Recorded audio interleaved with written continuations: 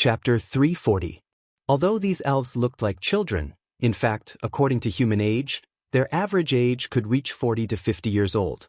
Although the mental development of the elves was relatively slow, and their cultivation speed and efficiency were not comparable to that of humans, after such a long time, no matter how slow their growth was, they were still much stronger than they looked.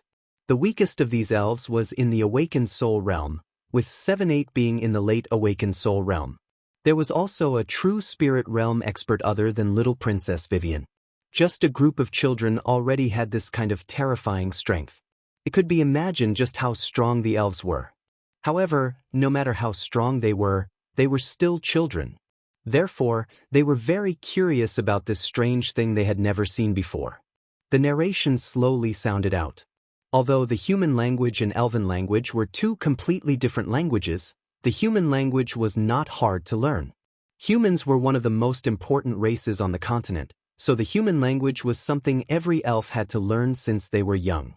Therefore, it was not a problem for them to understand it. This illusory image stone was not a real movie, so the scenes were exaggerated. So, when the people fought, the scenes were like heaven-shattering and the elves' eyes were glued to it. Too great. Satisfying, it was very satisfying. This was simply a feast for the eyes and imagination. The entire treehouse was silent. Each little elf found that other than the intense fighting scenes, the most attractive part was the story itself. The elves were a race of intelligent beings that were 10 times more sensitive than humans. Therefore, when they watched this movie, they were 10 times more immersed than humans. The main character met the princess. That faintly discernible love that people couldn't grasp made the hearts of these inexperienced elves itch. That handsome and brave male lead Chu Tian and that beautiful and kind princess Meng Yingying, both of them had pure hearts and noble characters, making the elves instantly fall in love with them. "I'm so angry." An 11 or 12-year-old elven girl angrily said, "Why is this Chu Tian so cowardly? Since he likes her, he should pursue her." "That's right. Can't he see that Princess Meng Yingying also likes him? That blockhead. Idiot. What do you know?" The little princess waved her hand and said in an old-fashioned manner, "Human nations value status very much. This warrior named Chu Tian is just a wandering swordsman, while that Meng Yingying is a noble princess. Do you think that in the human kingdom, ordinary people can casually walk together with princesses?" All the elves looked pensive. What? Humans were just so annoying. Why did they value these superficial things so much? It was difficult for the elves to understand the secular concepts of humans. These ordinary elves playing with the little princess didn't feel that there was anything wrong with it. In the elven race, even if the elven king ate with the lowest elves, no one felt that there was anything wrong with it. The little princess is right. Another elf began to show off her knowledge. Think about it. If an ogre wanted to win over our little princess, do you think the great elder would agree? But Vivian was so angry that her face turned red. How can such a handsome, upright, and brave person like Chu Tian be compared to an ogre? How shameful! Aren't they the same in the eyes of humans? Unreasonable humans. When these elves were quarreling, the development of the plot increased suspense. The kingdom's generals secretly leaked this matter and distorted the truth. The king was immediately enraged and prepared to put the princess under house arrest. He also wanted to capture the human warriors and execute them. Damn it! The human king was too evil. How was Chu Tian not worthy of the princess? Why did he stop them? The elves were filled with righteous indignation. They were filled with cold sweat for the fate of the two of them. Who would have thought that at this time, the princess would receive the news and escape in the middle of the night? A series of thrilling and exciting escape scenes made people break out in a cold sweat. This was too exciting. There was no doubt that the male and female leads were intelligent. In the end, when the two of them were about to meet in the village, an unexpected event occurred. The Scarlet Blood religion appeared and captured the kind princess. The remnants of the Scarlet Blood religion were wildly slaughtering innocent humans, using evil techniques to collect blood essence. When they saw this incomparably tragic murder, each elf's face turned red with anger and their bodies trembled with anger. It was as if those people who died were real, living people. How could there be such evil people in this world? What should they do? What would happen to the fate of the male and female leads? The entire plot had only gone through a small part of it, but the pace continued to increase and the story became more and more exciting. There were all kinds of suspense and foreshadowing that finally exploded in the decisive battle. No! Don't die! When they saw the main character, Chu Tian, finally sink into the bottomless swamp to save the princess, each elf shed tears of grief. Could it be that after putting in so much effort, it would still end in a tragedy? Just when the elves were feeling very sad about this, a miraculous turn of events happened. The final ending of the story was that everyone thought that the warrior and the princess were dead, while the warrior and the princess hid their identities and lived in seclusion in a place where no one would disturb them, living a quiet and peaceful life. Good, good, good. The elves clapped their hands until they were rotten. The final conclusion was just too much to their liking. The little princess was also smiling through her tears. This was more like it, good people should have good karma. This gift was just too great. She loved this story to death. Does the human race really have a person called Chu Tian? If he really exists, I have to see him. That's right, he is my idol. The elves began to chatter. If the human race really had a person called Chu Tian, they had to see him no matter what. Princess Vivian, tomorrow is my 100th birthday. An elf that didn't seem much older than the little princess looked at the video disc player. I really like this. Can you give it to me? Another elf called out, doesn't the princess want my mount? How about I exchange it for this video disc player? Princess? Not exchanging. Not exchanging. Not exchanging. The little princess angrily opened her eyes and reached out her arms to block the video disc player. It was like her sacred sovereignty had been invaded. This video disc player is this princess' most precious gift. Without my permission, if anyone dares to touch it, I will beat them until their head is full of bruises. Stingy. I'm stingy, I'm stingy. Let's ignore her and ask Elder Aubersen for it. The elves looked at the video disc player with faces filled with longing and envy. If someone was willing to take out another one, they were willing to take out all their treasures to exchange. But since Elder Aubersen could bring back one, why couldn't he bring back a second or third? The little princess also thought that since there was a story, why wasn't there a second or third story? Aubersen's treehouse was quickly invaded by these children. When he saw the little elves charging at him, Aubersen trembled in fear. How could they do this? Aubersen quickly explained that there was only one of these things. There was nothing else, there really wasn't anything else. Aubersen's persuasion was useless and he finally promised, this human country is not far from us. When I have time in the future, I will definitely bring back gifts for you all. The elves were not satisfied with this, but there was nothing they could do. After all, Elder Aubersen couldn't make something out of nothing. Little Princess Vivian was the only one in the entire elven tribe that had a video disc player. This news quickly spread and the little elves returned home to tell their elders. Immediately, there were some adult elves that came to ask little Princess Vivian to borrow the video disc player.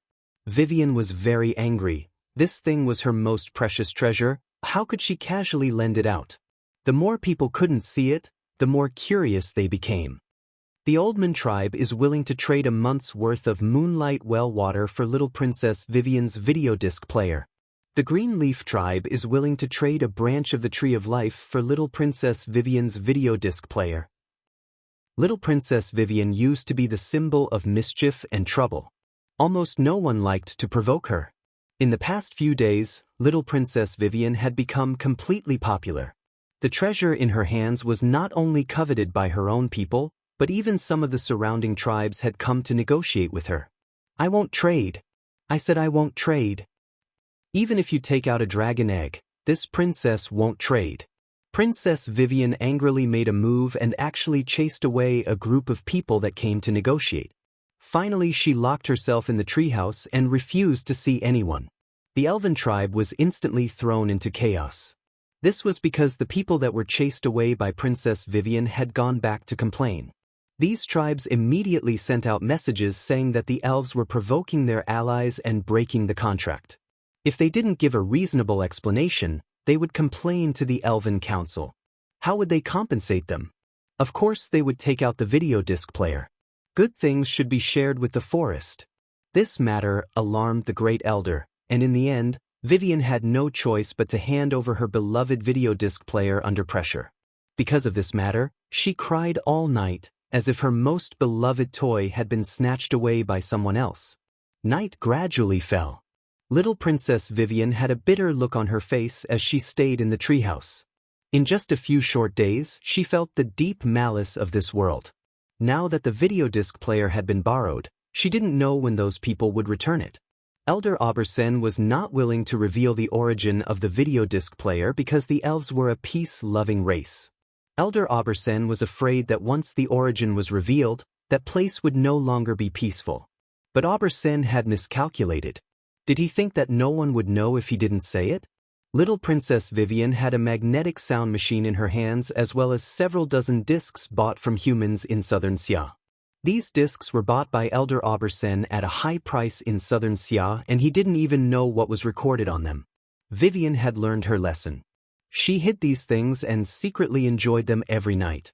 There were stories, music, teaching, and all kinds of lectures. In short, the content was very rich.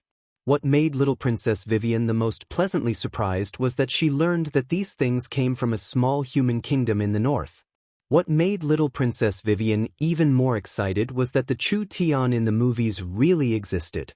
These cameras, the magnetic sound machine, the video disc player, and everything else, they were all invented by him.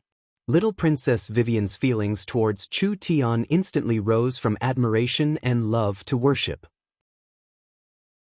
Chapter 341. At dusk, the Emerald Forest was shrouded in a peaceful twilight. The elves had a long lifespan, and the pace of their lives was slow and leisurely. Almost no one was diligent in cultivation. Everyone liked to play with flowers and plants, study carving, music, or other arts.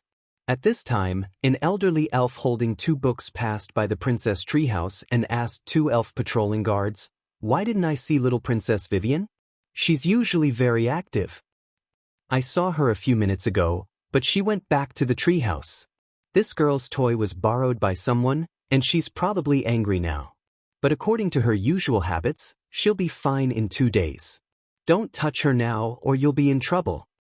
"We know." The elderly elf looked up at the treehouse, shook his head, and left. Actually, the entire tribe did not know that Vivian had already quietly slipped away. She took advantage of when no one was paying attention and used her innate spatial energy to secretly leave the tribe. In a short period of time, she passed through the forest and trekked through several dangerous areas to the north, finally arriving at the border of the southern summer country's southern state region. Is this the human country in front? At this time, it was already dark. Vivian stood on her tiptoes at the top of the mountain and looked far ahead. She could vaguely see the lights of the southern border post built by southern Xia. This made the little princess feel nervous. From the elders in the tribe, she learned some information about humans. Humans were a very complicated life. Whether it was appearance or character, the distribution was extremely uneven. There were beautiful women like Princess Meng Yingying in the movie, and ugly monsters like the Scarlet Moon sect leader. There were righteous and selfless warriors like Chu Tian in the movie, and there were treacherous and vicious bad guys. In short, good, evil, ugly, and beauty had never been so vividly reflected in a race.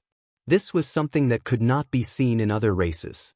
Therefore, humans were the most complicated race, and it was precisely because of this that their movie was so popular.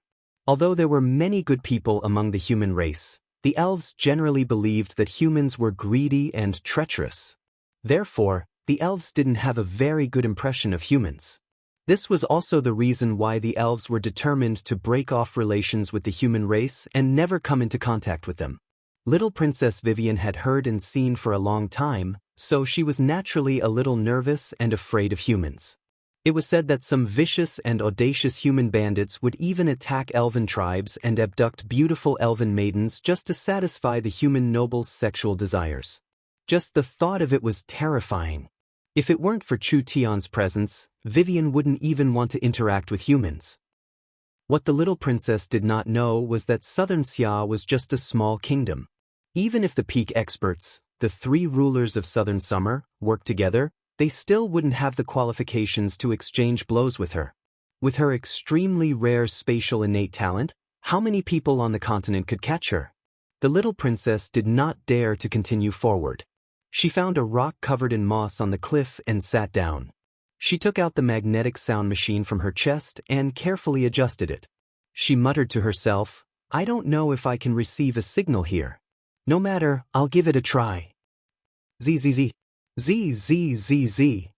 The magnetic sound machine continued to release random noises. The little princess slightly knit her brows. Was the distance still too far?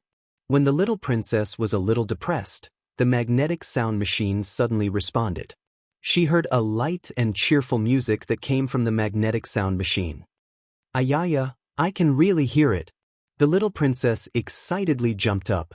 She immediately switched channels and found that there were quite a few channels that she could receive. Chu Tian really is the #1 genius of the continent, actually inventing this kind of great thing.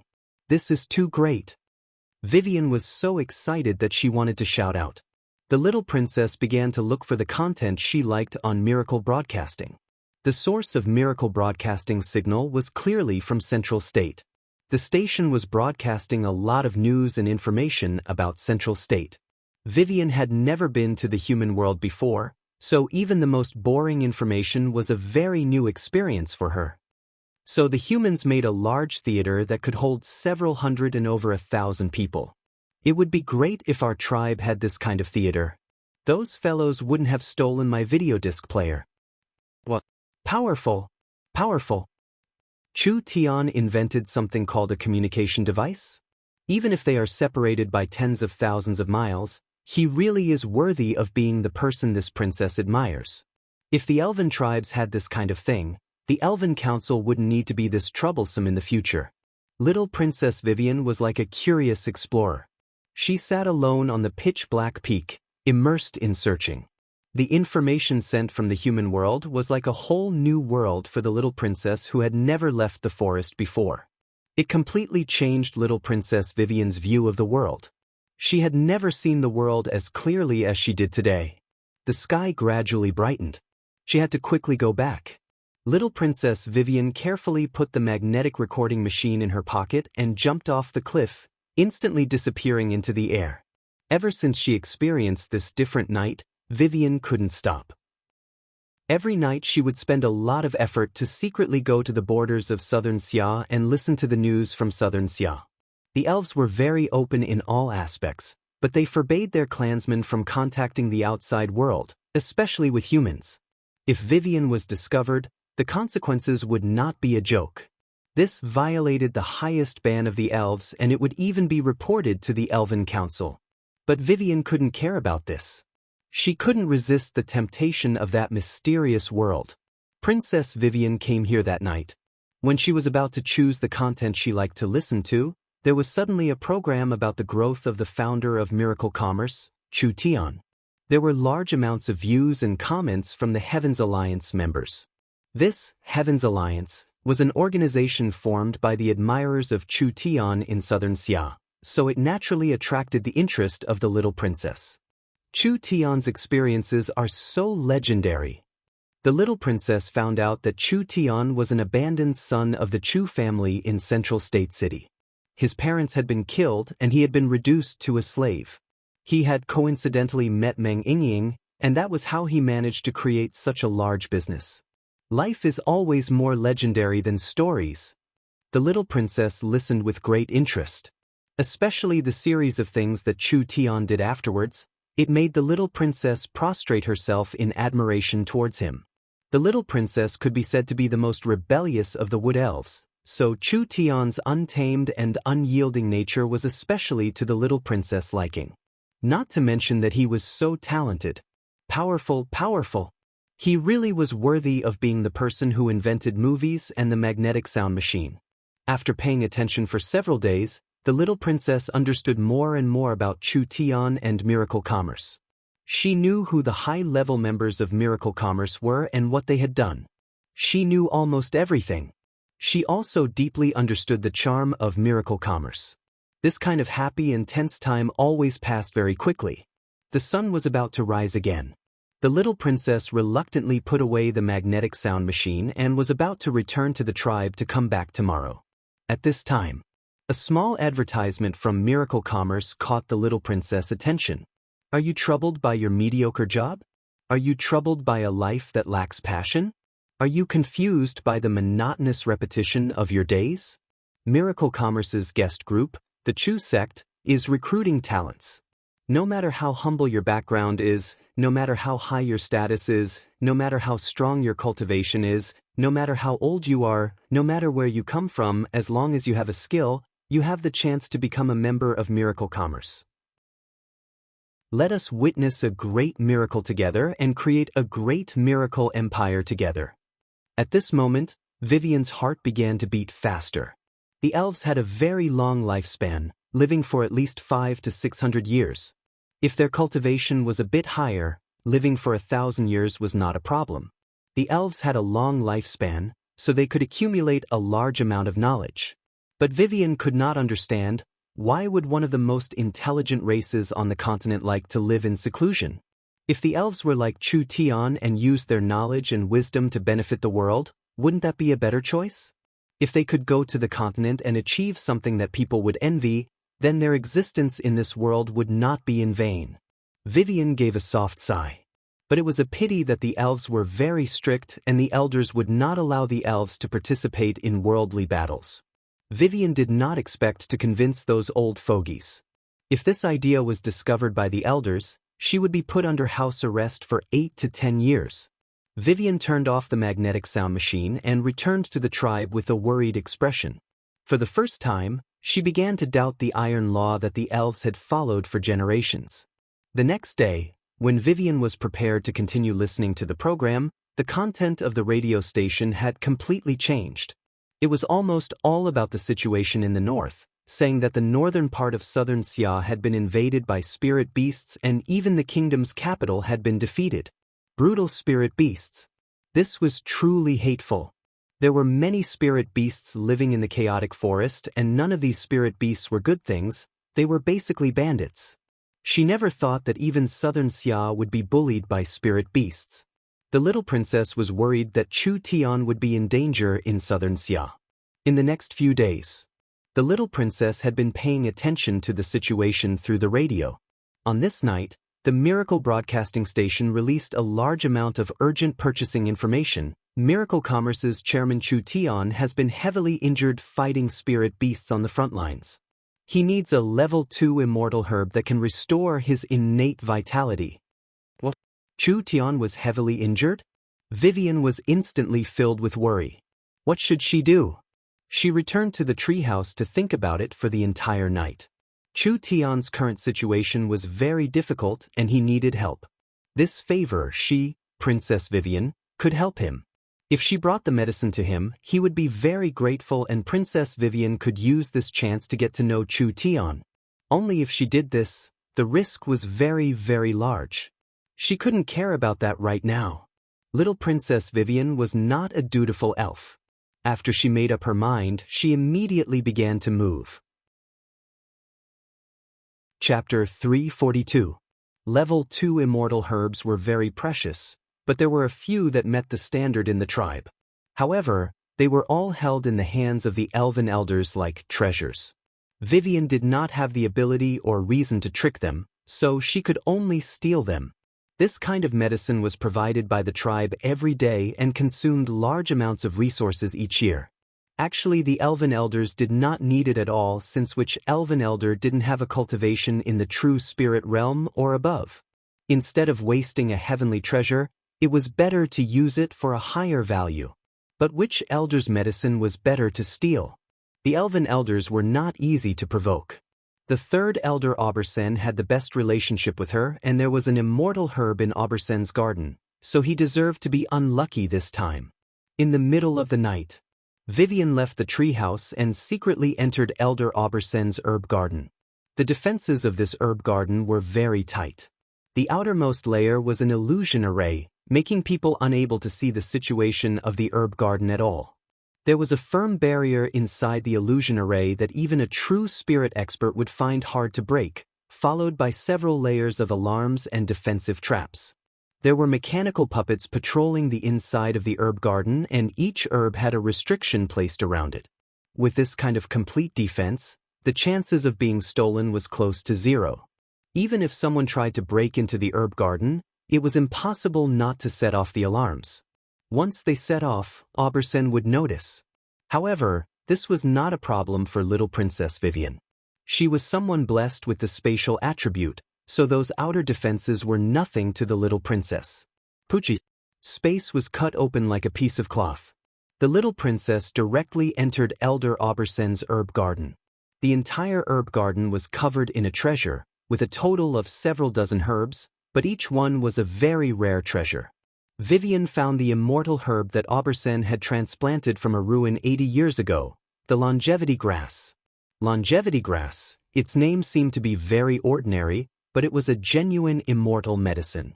It said that this herb had a strong innate vitality that could make up for any innate defects and loss, increasing one's lifespan by 5%.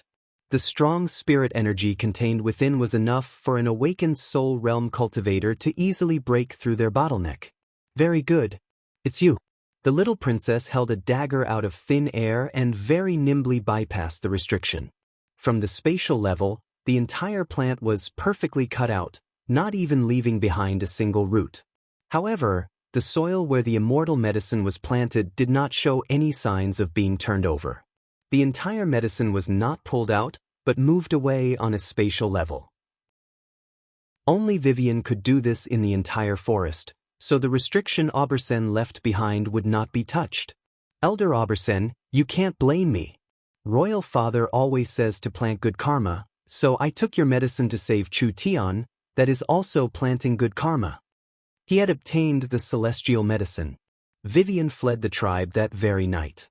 This was because the little princess knew that the matter of stealing the medicine couldn't be hidden for long. If Auberson found out that his precious immortal herb that he had carefully cultivated for 80 years had been stolen, he would go crazy with rage. She had to send the medicine to Chu Tian as soon as possible to avoid any future worries. The little princess passed through the forest and gathered her courage to enter the southern Xia for the first time, finally arriving in Central State. It was already dawn at this time, and even if the little princess had innate spatial energy, rushing through the night like this was still very tiring for her. Where does Chu Tian live? The southern Xia was in a state of war, so Central State did not have its usual bustling scene. Adding in the fact that it was only 4 in the morning, most people closed their doors and did not come out, so Central State City was very quiet. This was the little princess' first time coming to a human city. The stone houses humans lived in were very strange, being densely built. There were not many trees in the city, which made her feel a bit unaccustomed. Was it comfortable to live in this kind of dense and tall stone house? There were no leaves, no grass, no gardens, no wells, no tree houses, and no birds to accompany them. Several hundred people squeezed together, just thinking about it made her feel awkward. Humans were truly strange. Where did Chu Tian live? Vivian closed her eyes and immediately lit the mind lamp. Her divine sense was very strong, instantly sweeping over half the city. What surprised the little princess was that these humans were very weak, simply too weak. How could there be such a weak country in this world? Vivian did not have any concept of power levels on the continent. She did not know that small kingdoms were the lowest level powers. The southern Xia humans were this weak. No wonder they were bullied by the spirit beast kingdom. The little princess was filled with confidence after knowing the strength of the southern Xia people. This was because in Central State City, there was no one that could threaten her, so she was assured of finding the strongest person and heading in his direction. Chu Tian's position in the southern Xia was very high, so it was not wrong to go find this strongest person. The southern Summer King's temporary manor. Dong Fanggan was currently taking care of military matters, and while Dong Fanggan was concentrating on analyzing the situation. Hey, hello. Suddenly, a weak and sweet female voice sounded in his ears. Dong Fanggan was shocked as he found a petite figure standing 2-3 meters away from him. Dong Fanggon's expression fell as he threw the pen in his hand like a dart. No matter who it was, if a person silently appeared in the middle of the night, they would have reacted the same way as Dong Fanggon. Dong Fanggon's cultivation was in the second true spirit layer and was the person with the highest cultivation in the southern Xia. The other side was standing 3 meters away from him, but he could not feel any aura at all. What did this mean? Either she was a high-level assassin, or she was an expert with a high cultivation, or perhaps it was both. In any case, to be able to suddenly appear in front of Dong Fanggon without alerting the guards outside, she definitely was not an ordinary person. The little princess didn't care at all. She stretched out 2 fingers and casually caught the pen that Dong Fanggon had thrown out. Dong Fanggon gave a low roar and his spirit energy instantly exploded. The Dongfang family's source spirit turned into a spear that pierced at the little princess with incomparable strength. "What are you doing? You're hitting people." Vivian raised her hand, and the space in front of her shattered. The spear pierced into the shattered space and came out from behind Dong Fanggon. In the end, the attack landed solidly on Dong Fanggon's body. Dong Fanggon was instantly injured by his own attack. "Who are you?" "I'm here to deliver medicine to Chu Tian." Vivian held a wooden box in her hand and spoke in human language that she was not very familiar with. "Do you know where Chu Tian is?" "Deliver medicine?" When Dong Fanggon saw Vivian open the wooden box, a dense aura immediately filled the air, instantly enveloping the entire room. Dong Fanggon's injuries were covered by this aura, and in an instant, they improved a little. "This medicine is..." The door was suddenly pushed open and several dozen Dongfang family guards rushed in, shouting, "Catch the assassin!" "Stop!" Dong Fanggon immediately stopped them. If this fellow wanted him, these people would not be able to stop her. "This is not the time. Go and find the people from the miracle commerce." Meng Yingying was tossing and turning in bed. With the recent series of events, she had not been able to sleep for several days. Now that Chu Tian was sick, Meng Yingying was very panicked. She did not know if Chu Tian could hold on or not. It said that the Warhound's army had been robbing merchant ships recently. They clearly wanted to borrow ships to head south. If there was no Chu Tian, could they stop the fierce Warhounds? At this time, this news reached Meng Yingying's hands. It said that an outsider had come to deliver medicine to Central State. Meng Yingying pinched herself to make sure she wasn't dreaming. Only then did she jump up in surprise. She immediately put on a few pieces of clothing and rushed to Dong Fanggon's residence like fire. She saw that her elder sister had already arrived. At this very moment, Meng Qingwu's face was also filled with excitement, so much so that her body was slightly trembling. Both of her hands were holding a plain and simple small wooden box. Even the usually calm and steady elder sister could be this happy. Then the small wooden box definitely contained the immortal medicine. "But aren't you Princess Meng Yingying?" Meng Yingying found a girl who looked 1 or 2 years younger than her. She had dark green hair and a bright flower wreath on her head. Her clothes were woven from green leaves and her snow-white feet were bare. She looked very beautiful with long and sharp ears. She was sitting on a stool with a teacup in her hand and her jade-like eyes were curiously looking at the humans around her. When this strange foreign race person saw Meng Yingying, her eyes immediately lit up. Her snow-white feet stepped on the ground and she ran to Meng Yingying's side with a look of pleasant surprise. She carefully looked over Meng Yingying. "You're even more beautiful than in the movies. Me and my sisters all like you. I never thought that I would be able to see you in person. This is truly great." Meng Yingying felt a little embarrassed and a little confused. Who was this person? Yingying, this is the princess of the Wood Elf clan, Vivian. Meng Qingwu walked over and said to her sister, "She was the one who brought the immortal medicine to Chu Tian. She is the great benefactor of our miracle commerce." Elf princess? Meng Yingying was shocked. This was a real princess and she, Yingying, was just an imposter. Meng Yingying did not dare to be negligent and quickly said, "Big sister princess, oh no, I should call you Granny Princess. I am Meng Yingying. Thank you for saving Chu Tian." The little princess's little face immediately fell and she indignantly said, "What granny? How do I look like a granny?"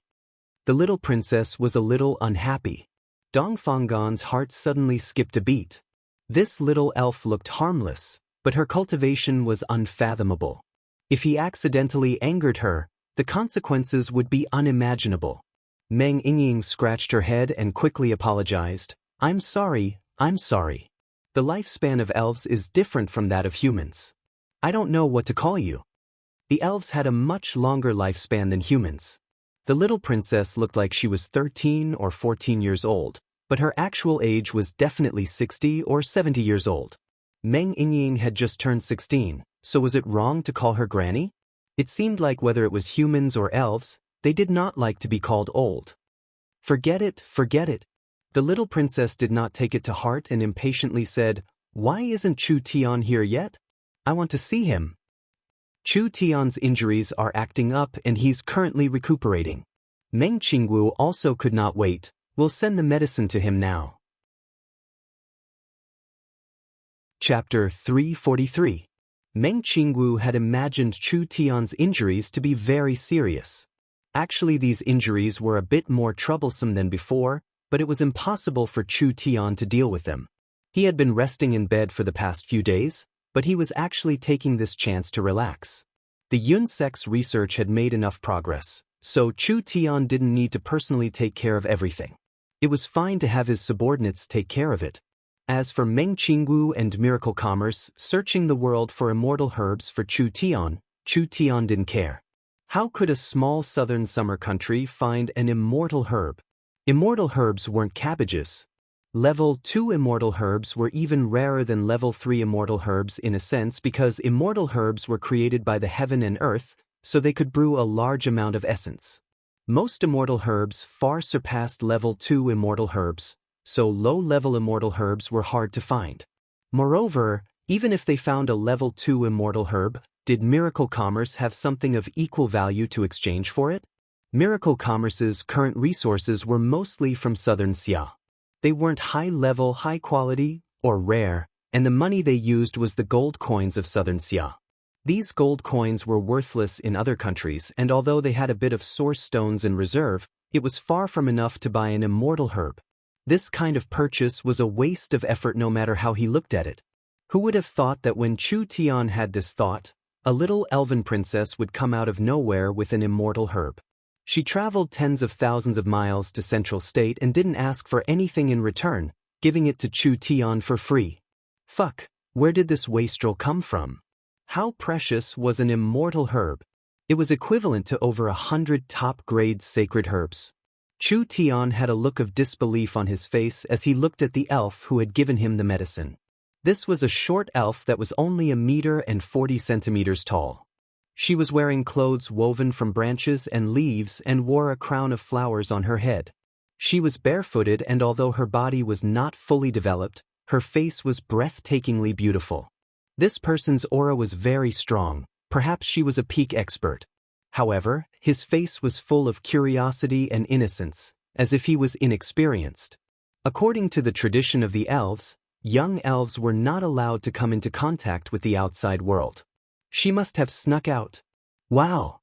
When the little princess saw Chu Tian, her snow-white cheeks flushed with excitement. Stars appeared in her eyes, and she was a little nervous and reserved. I didn't think that I would really be able to see you. I'm Vivian. Although I'm not human, I've used the things you guys invented, so I admire you very much. So when I heard that you were injured, I specially brought you a herb from the tribe. Take a look and see if this herb is useful to you.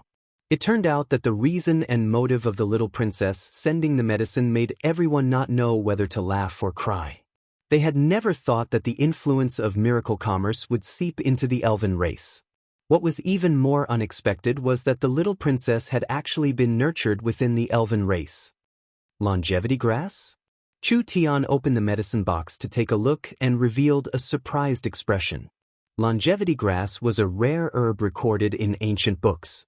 Chu Tian had never seen it in the future. This was a precious medicine that could increase one's lifespan. Meng Yingying asked nervously, "Is it useful?" Longevity grass contains the essence of life. Even if a normal person uses it, their lifespan will increase according to the ratio of their lifespan. It is not a problem to repair innate life injuries. This herb's characteristics were very special. Even if Chu Tian ate it raw on the spot, he could still recover from all his injuries. However, Chu Tian wouldn't waste it like that. In addition, he found some problems with this herb, but there are traces of restrictions on this herb. If I'm not wrong, you secretly brought it out from the tribe. Chu Tian wasn't baseless.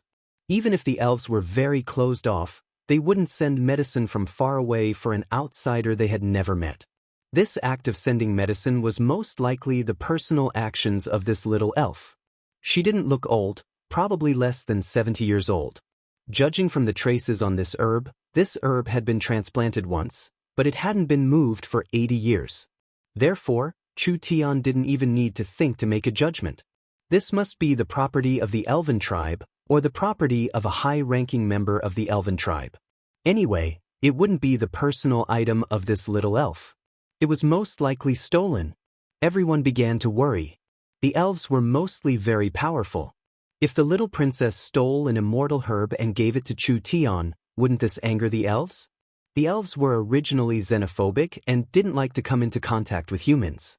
Now that the little elf not only violated the rules of the tribe, but also stole an important herb of the tribe, if the elves came to find trouble in anger, then perhaps miracle commerce wouldn't be able to bear the consequences. Powerful, truly worthy of being Chu Tian, being able to see the truth with a single glance. Little Princess Vivian did not hide anything as she giggled and said, "Our tribe doesn't have many immortal herbs and I don't have any in my hands, so I could only secretly dig one out. But you can be assured, the elves won't find trouble with you for this little matter. At most they'll put me under house arrest for 8-10 years. The little princess never thought that she had done anything wrong. This immortal herb didn't have much use to the elven elders. It was at most a treasure of Aubersen's. Rather than being kept by Aubersen every day, it was better to take it out and use it for something more meaningful. This chance would make Chu Tian owe the elves a favor. Perhaps it would be very useful in the future. House arrest for 8-10 years? This punishment was too severe. Little Princess Vivian was willing to accept this kind of punishment in order to help miracle commerce. This made the Meng Qingwu sisters feel a bit bad. Don't look at me like that, 8-10 years is nothing to the elves. Not to mention house arrest doesn't have any effect on me.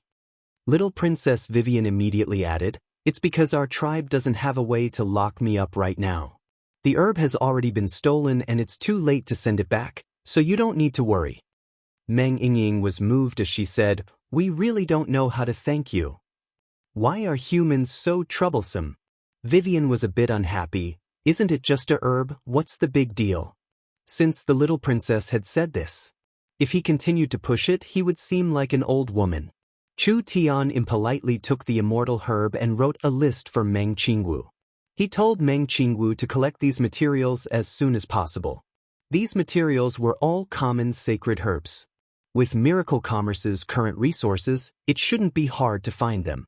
Meng Qingwu took the list and left. Chu Tian looked at Vivian and said, "Can you let me see your source spirit?" Of course, there's no problem. Vivian's spirit energy was released. When her spirit energy was released, it didn't have any color and one could only see ripples in space. Following that, a white dagger appeared above Vivian's head. This dagger was very special. It seemed to be connected to space, and it contained powerful spatial energy. Every time it moved, its sharp edge would be able to cut through space like tofu. Spatial dagger. Little Princess Vivian's source spirit. A rare spatial attributed source spirit. Chu Tian rubbed his chin and said, "Although you have a strong spatial source spirit, what's strange is that you don't seem to cultivate a spatial attributed cultivation technique." Vivian said with a depressed expression, "Because spatial attributed cultivation techniques are too rare, the elves can't find one suitable for me, so my main cultivation technique isn't spatial attributed." Everyone felt it was a pity hearing this. The spatial attributed was one of the strongest attributes.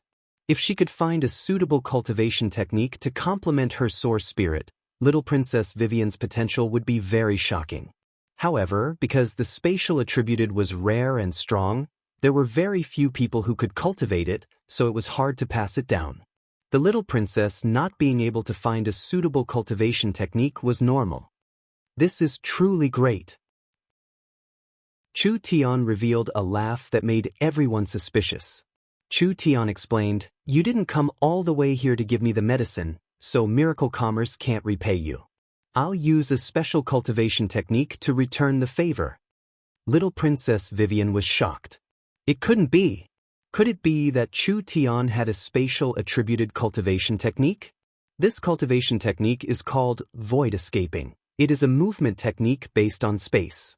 Your source spirit spatial dagger matches the requirements of this cultivation technique. As long as you can cultivate this cultivation technique, there will be few people in the same realm that can threaten your life. Everyone's faces fell. Not only were these people shocked that Chu Tian could take out a spatial attributed cultivation technique, they were also shocked at the strong effects of this cultivation technique. Once this void escaping was cultivated, no matter how much his battle strength increased, at least within a large realm, it would be hard for anyone to kill him. This was definitely an extremely strong cultivation technique. Vivian found it a bit hard to believe. This person could really take out a spatial attributed cultivation technique? Chu Tian did not say anything else as he took out a jade slip and spent the entire night recording the cultivation technique. He personally gave it to Vivian and seriously said, "After you memorize this cultivation technique, destroy it. You can't leak it out, otherwise it will bring trouble." Vivian had only wanted to give him the medicine. She never thought that she would have this kind of fortuitous encounter.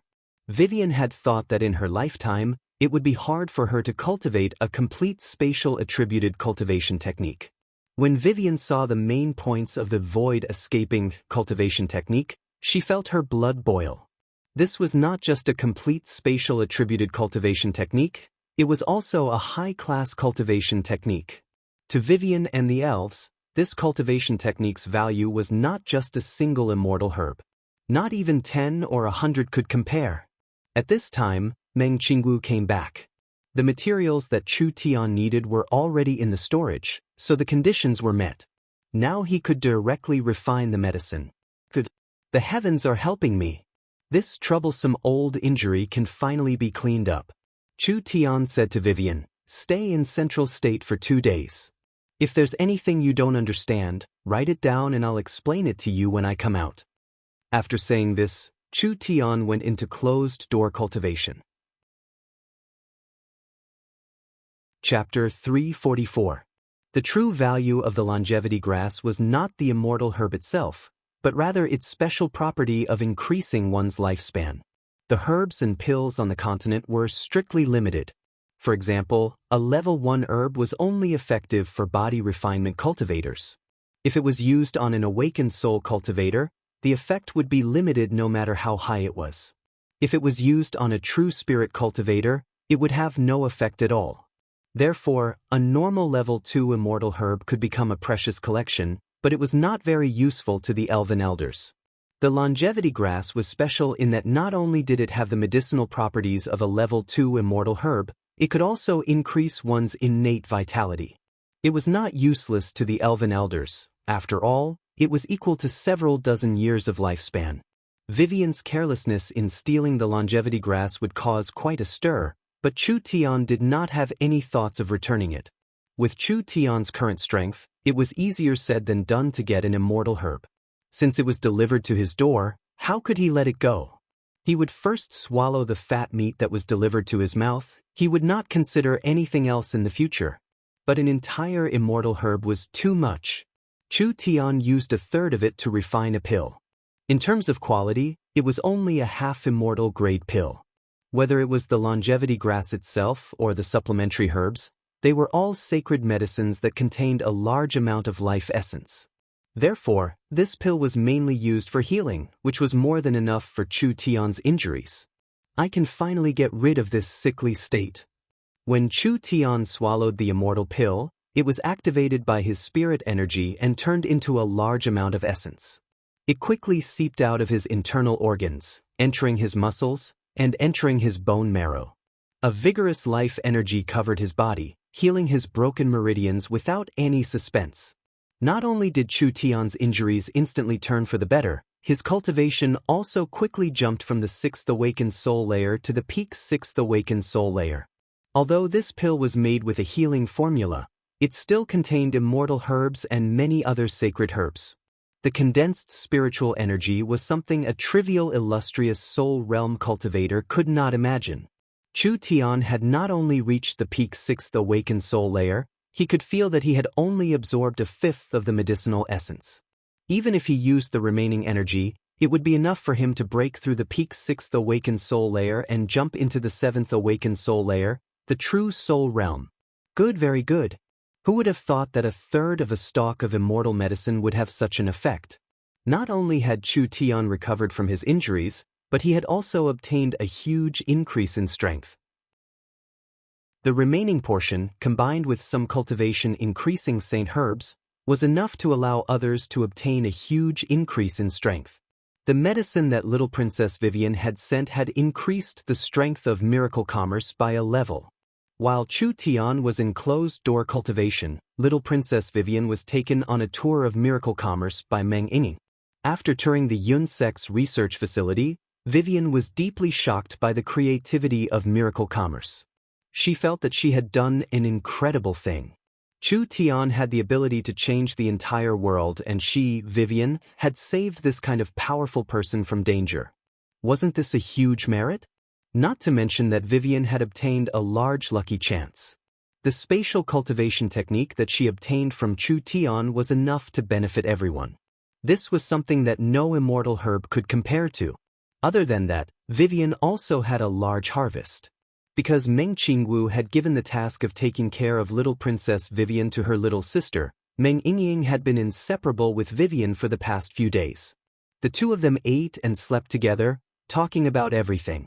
As a result, little Princess Vivian was surprised to find that she and Meng Yingying, the fake princess, had a lot in common. Although there was a big age gap between them, and although they were of different races, there was no barrier between them. The two of them regretted not meeting each other earlier, and immediately became good friends who could talk about anything. Meng Yingying's heart was pure, beautiful, and kind, almost no different from an elf. Meng Yingying was not as rigid as other elves, so she was especially to little Princess Vivian's liking. The two had only known each other for a few days, but they had already agreed to make a movie together, and were even about to sign a contract to become sworn sisters. Meng Qingwu had been paying attention to the two of them. When she saw that her little sister and the little princess were getting along well, her heart was very happy. The elves were naturally pure and kind, but they were also very sensitive. They would always be wary of the complicated and fickle humans. Only a pure person like Yingying could get along with the elves. This was something that Meng Qingwu couldn't do. Meng Qingwu didn't know what realm the little princess cultivation had reached, but Dongfanggan, who was in the second true spirit layer, couldn't compare to her, so the little princess' strength was at least in the third true spirit layer. Even in a warring kingdom, she would be a peak expert. Not to mention that the little princess was the Elven King's daughter, having a revered identity and high status. If they could use her to form a good relationship with the elves, miracle commerce wouldn't need to be afraid of the Eagle Burial Warring Kingdom behind the Warhound's kingdom. Today, Meng Yingying invited the little princess to the Miracle Hotel to eat and drink to her heart's content. Meng Qingwu felt that after several days of contact, the little Princess Vivian should have let down her guard, so she personally came to the hotel to find the two of them. She saw these two fellows making an entire table of food and wine, drinking and chatting happily. The little princess was dancing on the large table with her bare white feet. When Meng Yingying saw her elder sister appear, she was very surprised. "Elder sister, why are you suddenly free? Come and sit." "I just happened to pass by and heard that you were here, so I came to take a look." Meng Qingwu was here to test the little princess, so she couldn't make it too obvious. "Honorable Princess Vivian, are you satisfied with Central State?" Vivian's face turned red. "I like it here," Meng Qingwu said with a smile. "Since you like it here, why don't you stay in Central State for a long time?" Little Princess Vivian was like a deflated ball as she said with a depressed face. "That won't do. The elves aren't allowed to privately interact with humans. I've already left home for 2 days and the elders have most likely found out, so they are searching the forest for me. If they can't find me in the forest, they might come here. I can't implicate you all. Meng Yingying was very angry. The elves are all a group of old fogies. It's not like every human is a bad person. Princess Vivian has been in Central State for a few days, but we still don't know where you came from. Can you introduce your hometown to us? This was the question Meng Qingwu wanted to know the most. She already knew that Vivian came from the south, but the kingdom lacked information on the southern region of southern Xia. They only knew that there were barbarians, dwarves, and other rare races living in the endless forest. That's right. Meng Yingying slapped the table. After you tell us, I'll ask Chu Tian to build a communication station there. That way, even if you're in the tribe, you can still receive information from Central State and even contact us. Vivian was clearly tempted. If Miracle Commerce could build a communication station in the Emerald Forest, wouldn't that bring a rich life to the elves? It would make the tribe that had been closed off for thousands of years suddenly become full of vitality. When Vivian missed Yingying and Chu Tian, she could use the communication device to contact the two of them. Is this really okay? For Miracle Commerce, this is just a small matter. Vivian did not have any wariness towards the Meng Qingwu sisters at all. When she heard the Meng Qingwu sisters say this, there was nothing else other than gratitude in her heart. She immediately told them the area the tribe was in, the surrounding terrain, the specific location, and even the strength of the population. The area Vivian lived in was to the south of southern Xia. It was a chaotic land that spanned hundreds of thousands of miles. Because the forest occupied 70 to 80% of the area, this place was called the Forest of Chaos.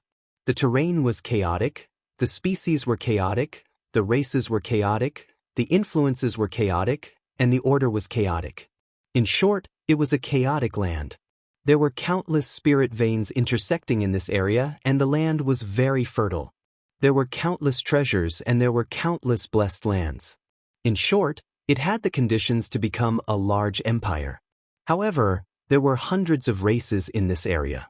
There were large races like the spirit beasts and elves, there were strong races like the dragons and the giants' tears, and there were rare races like the dwarves, the flower fairies, and the tree spirits. These races all had their own rules and kept each other in check, with no one being able to stand out. The west side of the Forest of Chaos was close to the sea, which was the border of the Sea Race Empire. The southeast side was occupied by the Empire, where many superpowers intersected, so this made the situation even more complicated. The current Forest of Chaos main system was a city-state system. Large underground cities and forest cities were scattered all over the place like a chessboard. Every city occupied thousands of miles of rich resources, representing the hegemony of a region, and was fought over by the various tribes of the forest. Some large cities even had several vassal cities, forming a colossus that was not weaker than the forces of the warring states. A place without a country? Meng Yingying felt this was very strange. There are clearly over 10 billion people, but there are no countries. It is rare to see races all concentrated in the same area on the continent. The different races have different habits and beliefs, so naturally it is hard to unify them. Meng Qingwu never thought that there would be this kind of area south of southern Xia. Then what are the strongest powers in the Forest of Chaos? Vivian said, other than us elves, there are several other strong powers in the Forest of Chaos. For example, the Dragon City controlled by the Dragon Lord, the Titan City controlled by the Giants, the Wild Beast City controlled by the Spirit Beasts, the West Sea City controlled by the Western Sea Race, and etc.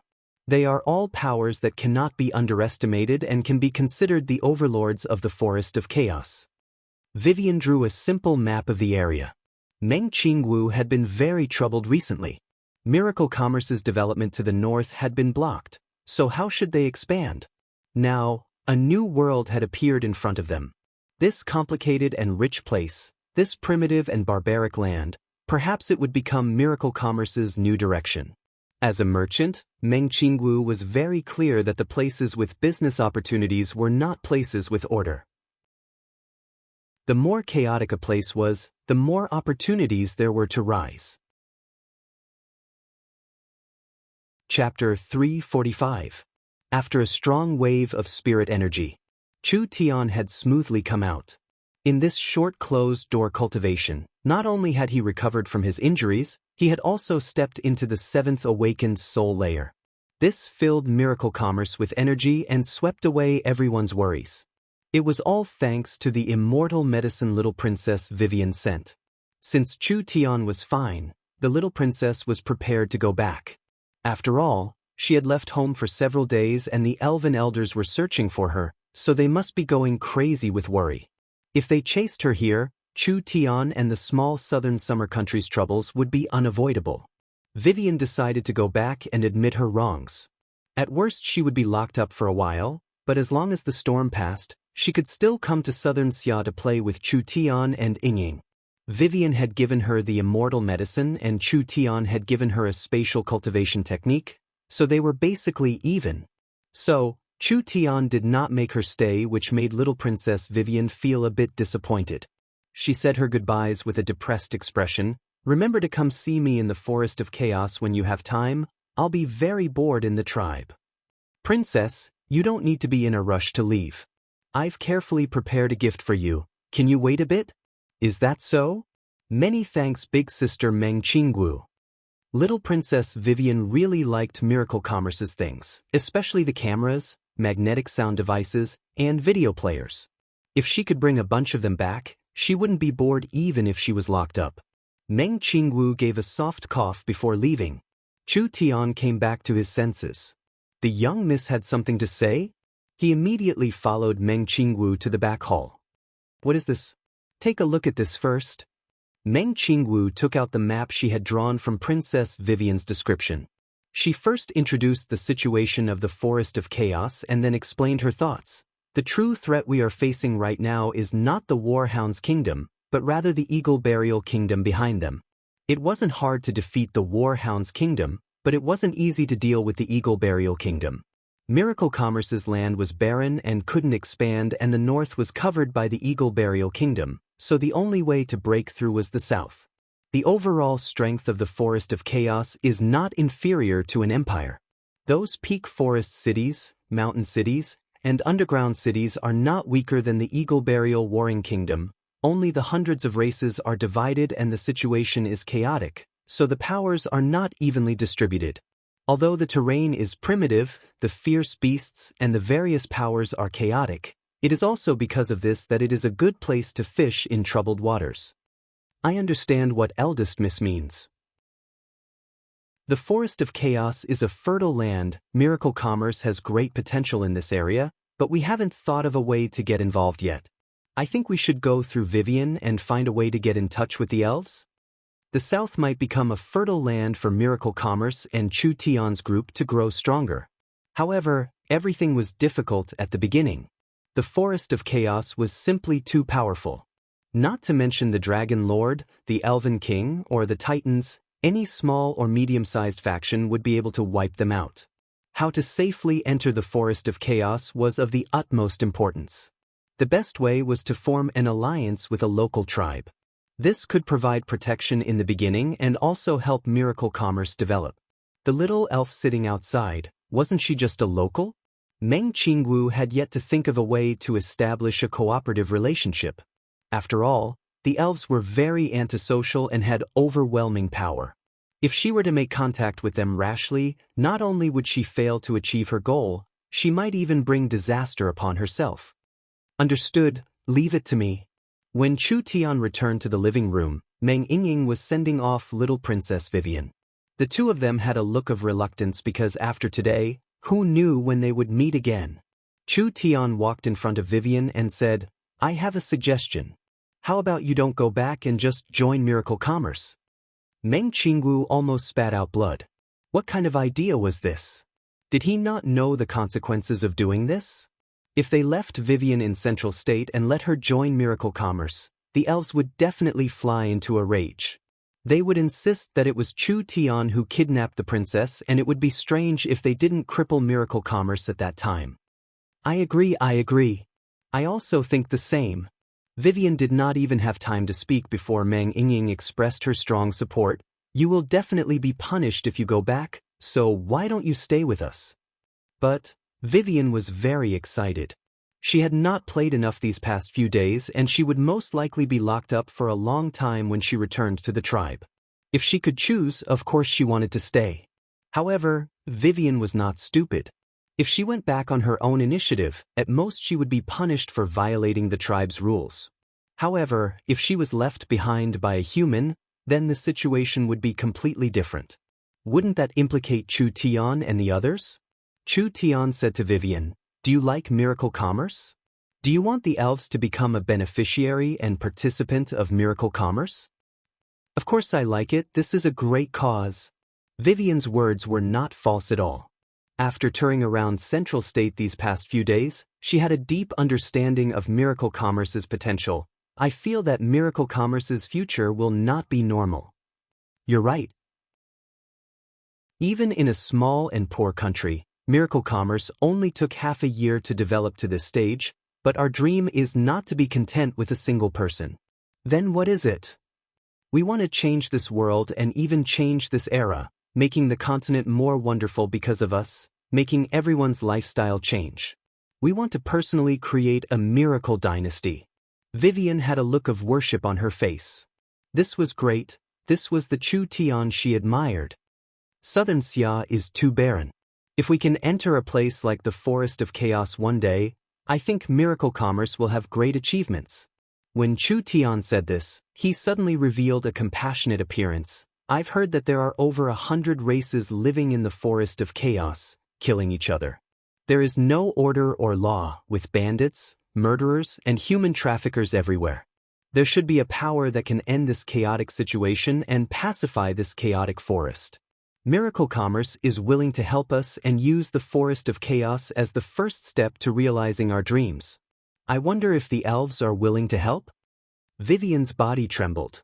What? Miracle Commerce wanted to go to the Forest of Chaos. The Forest of Chaos was Vivian's hometown. How could she not be willing? Vivian anxiously jumped up. "Each elf hopes to change the situation of the forest, but we can't do it with just our strength." "Then don't hesitate, let's work together now. With Miracle Commerce's wisdom and the elf's strength, sweeping the entire Forest of Chaos will not be a problem." Chu Tian patted Vivian's shoulder. "As for the elves, there is no need to worry. I believe that in the near future, the Forest of Chaos will become peaceful and orderly and the elves will become an important force." "The elven elders are very rigid, I'm afraid you will." "Rigid? Chu Tian specialize in dealing with rigid people. There is no matter that I can't handle. Relax and stay here for a few more days. After the matter in Southern Xia is over, I'll accompany you to the Forest of Chaos to convince them and let the elves become Miracle Commerce's allies." "Really? Please look into my sincere eyes. Do I look like a liar?" Meng Yingying seized this chance to say, "You might not understand this fellow, but as long as he dares say something, there is nothing he can't do. No matter how difficult it is, you can be assured." Vivian was more and more moved. She was very clear about Chu Tian's deeds, so she knew that this person was good at creating miracles. Perhaps he could really convince them. "All right, then I'll stay here for a few more days." Meng Yingying gave a happy shout. "Great!" Vivian's face was also filled with a smile. She liked this creative place from the bottom of her heart. The elven forest was filled with gardening, painting, and carving. That kind of life was too boring and she was bored for a day, not to mention a lifetime. People lived in this world, so they needed to do something. Meng Qingwu didn't know what Chu Tian was thinking, but with their tacit understanding, as long as it was Chu Tian's decision, Meng Qingwu would not easily question it. Not to mention that Vivian was very strong. If she could stay in Central State City, it would at least give Central State City a strong protection. Princess Vivian has become a member of the company, so we should give her a position. With Vivian's status, we can't just casually ignore her. What position does the young miss think we should give her?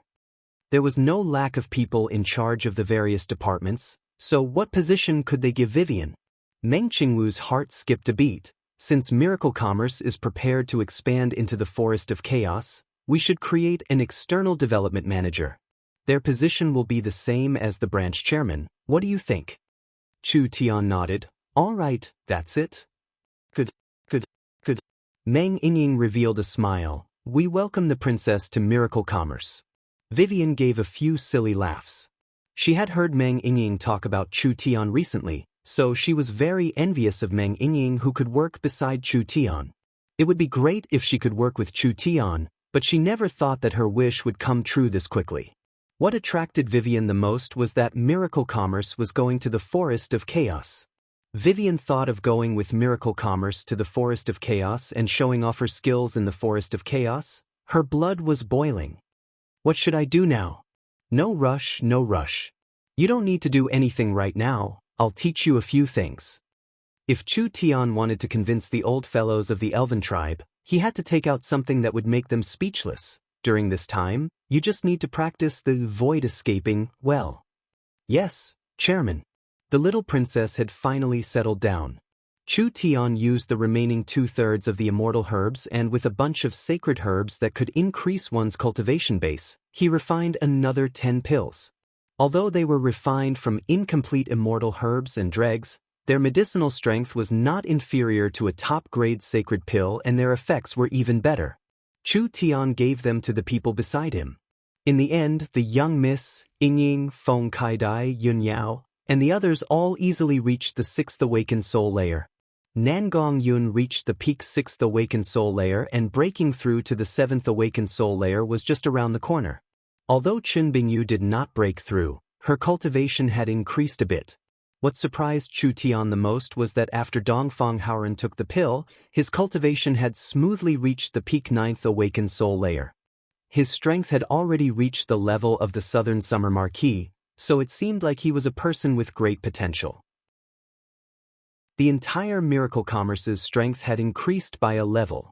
All aspects of the war preparations had been completed, and they were just waiting for the war hounds to arrive. Chapter 346. The Southern Summer Imperial City was filled with the war hounds' banners. The Imperial City had fallen and all resistance had been killed. The Imperial City had been in chaos for several days, and a quarter of the 7-8 million people had died in battle. The rest had chosen to surrender and pledge their loyalty. The Warhound's army had looted and burned for several days. The wealth and resources accumulated by the families in Imperial City over 100 years had all become the Fong King's spoils of war. The fierce demon wolf cavalry had taken over the Imperial region and several dozen cities in Song State. Now there were over 40 million Southern Xia citizens that had become the Warhound's vassals. Wang Tunlong was in high spirits. This was because after the Fong King took over the Imperial region, he immediately made Wang Tianlong the new king. Through Wang Tianlong's human identity, it was much easier to rule the Southern Xia citizens than the Fong King himself. After all, these humans had lived on this land for generations and had a deep hatred for the northern spirit beasts, so it was not easy to directly rule them. So what if he was a subordinate king? It was not something a marquis could compare to. Wang Tianlong got what he wanted. Now, his biggest wish was to take back all the remaining lands that were struggling at death's door. Other than that, there was another matter that was stuck in Wang Tianlong's throat. Chu Tian. He didn't know why, but he felt that as long as Chu Tian didn't die, he couldn't sleep well. When the scouts brought back news, Chu Tian had indeed escaped to Central State and had even pushed Dongfang Gan onto the throne, preparing to fight against the Great Summer Country. Wang Tianlong was so angry that he smashed a cup. He immediately notified Nangong Ling, who was now a ruler, and the two of them quickly entered the royal palace, preparing to report to the Fong King. The Fong King was currently receiving the Eagle Burial Kingdom's envoy. This Eagle Burial envoy was covered in a black robe, only revealing a pair of sharp eyes. Even with the Fong King's incomparably respected status, he still had to show some respect to this person. The Eagle Burial envoy first praised the Fong King. "Your Highness has ruled the Warhounds and quickly conquered Southern Summer. The king has given you high praise and will properly reward you after the battle. I hope your Highness will continue to expand south, allowing the Eagle Burial Kingdom's southern territory to reach the Forest of Chaos. With one large and one small kingdom joining in, the Eagle Burial Kingdom's influence will increase by another step. The king might even become an emperor in 100 years. The Fong King didn't care about these questions, only asking, have Eagle Burial's reinforcements arrived? His Highness has requested 100,000 air reinforcements, but the Eagle Burial Kingdom is fighting all over and all the battlefronts are very shocked. The southern summer imperial city has already been broken and there are only a few people left to resist, but against the people who are good at fighting, is there a need to send 100,000 reinforcements? Although the Vulture Cavalry is not the trump card of the Eagle Burial Kingdom, it is still a very precious air force. We can only support 20,000 cavalry at most. This is already our limit. Your Highness, please don't make this difficult. The Fong King was a bit unhappy. Although southern Xia can't even withstand a single blow, the difference in terrain between the north and south of southern Xia is huge. My demon wolf riders can't travel thousands of miles over mountains and rivers. If we want to end this battle quickly, we'll need a large aerial force. Your Highness is too cautious. The Eagle Burial envoy disagreed. Even if the demon wolf cavalry cannot fight, you still have several 100,000 soldiers from the Warhound Plains and 10,000 Vulture Cavalry. Adding in the 20,000 Vulture Cavalry, even if you don't use any tactics, you can still break through a few normal southern summer cities. The Fong King gave a snort. Your Highness wanting to end this battle quickly isn't wrong, but you have to consider the overall situation of the kingdom. For a southern summer that can't rise again, you don't need to invest too much of the Eagle Burial Kingdom's battle strength. The Eagle Burial envoy said this and then added, you don't need to be too anxious. The king has given us 3 months of time, so no matter how hard we humans defend, 3 months is more than enough. The Eagle Burial envoy left the palace after giving his orders. His sharp eyes swept over Wang Tianlong and Nangong Ling, revealing a look of ridicule and disdain. Were these lowly humans worthy of being the Eagle Burial Kingdom's opponents? This Highness really didn't know what was good for him. 100,000 Vulture Cavalry? Wasn't this just nonsense? It was hard for a large kingdom to use a 100,000 aerial army. Now that they were dealing with a small country and a dying one at that, he actually asked for 100,000 reinforcements?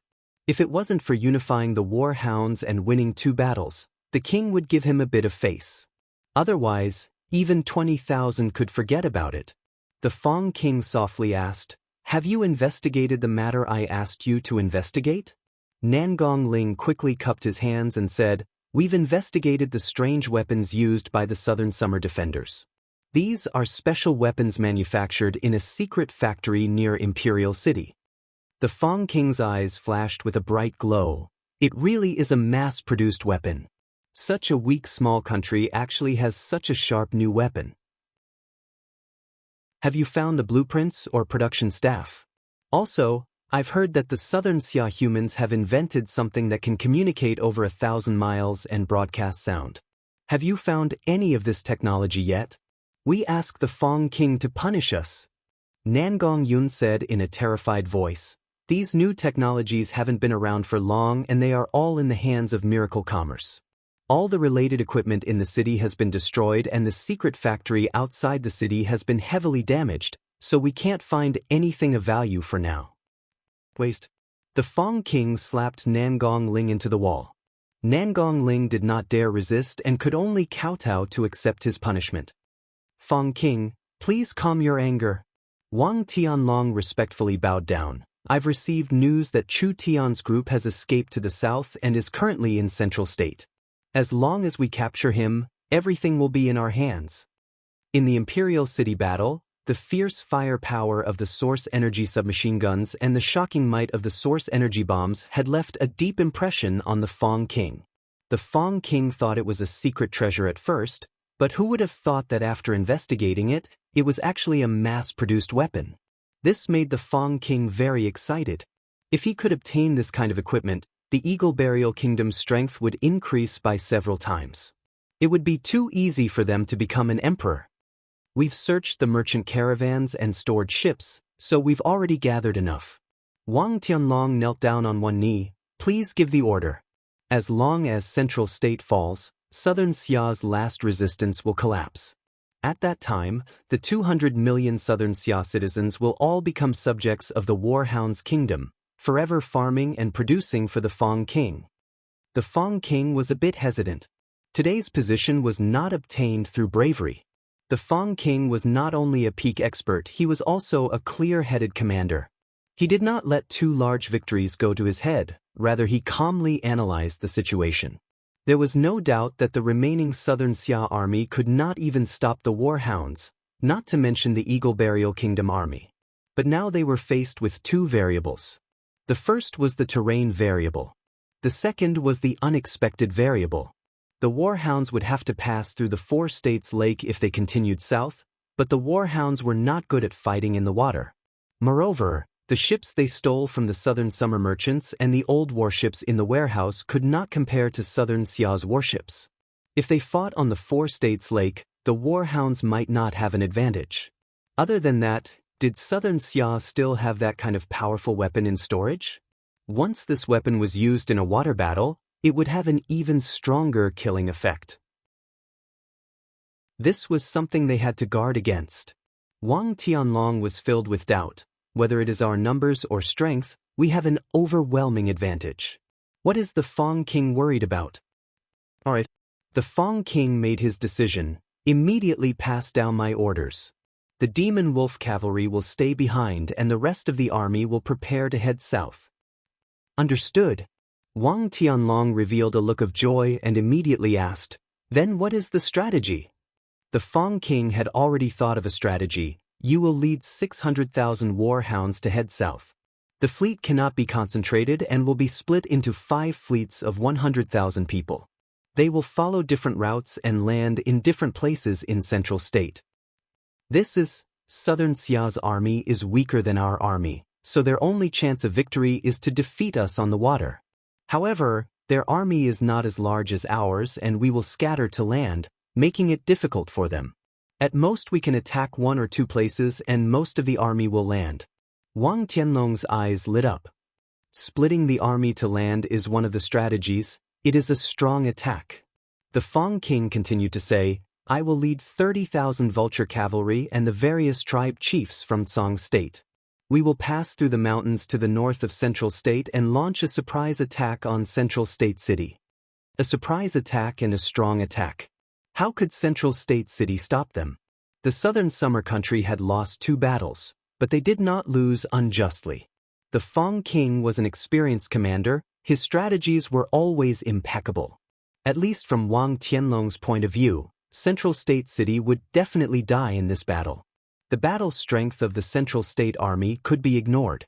The Southern Summer Cavalry had 300,000, but their overall strength could not compare to the Warhounds, so they had no chance of winning in a head-on clash. As long as the Warhounds landed, they would be able to break through Central State with a strong attack. The Warhounds would split into 5 groups, and even if Central State sent out all their forces to intercept them on the water, the Warhounds were not good at fighting on the water and their ships were old, so they could only intercept 1 or 2 groups at most.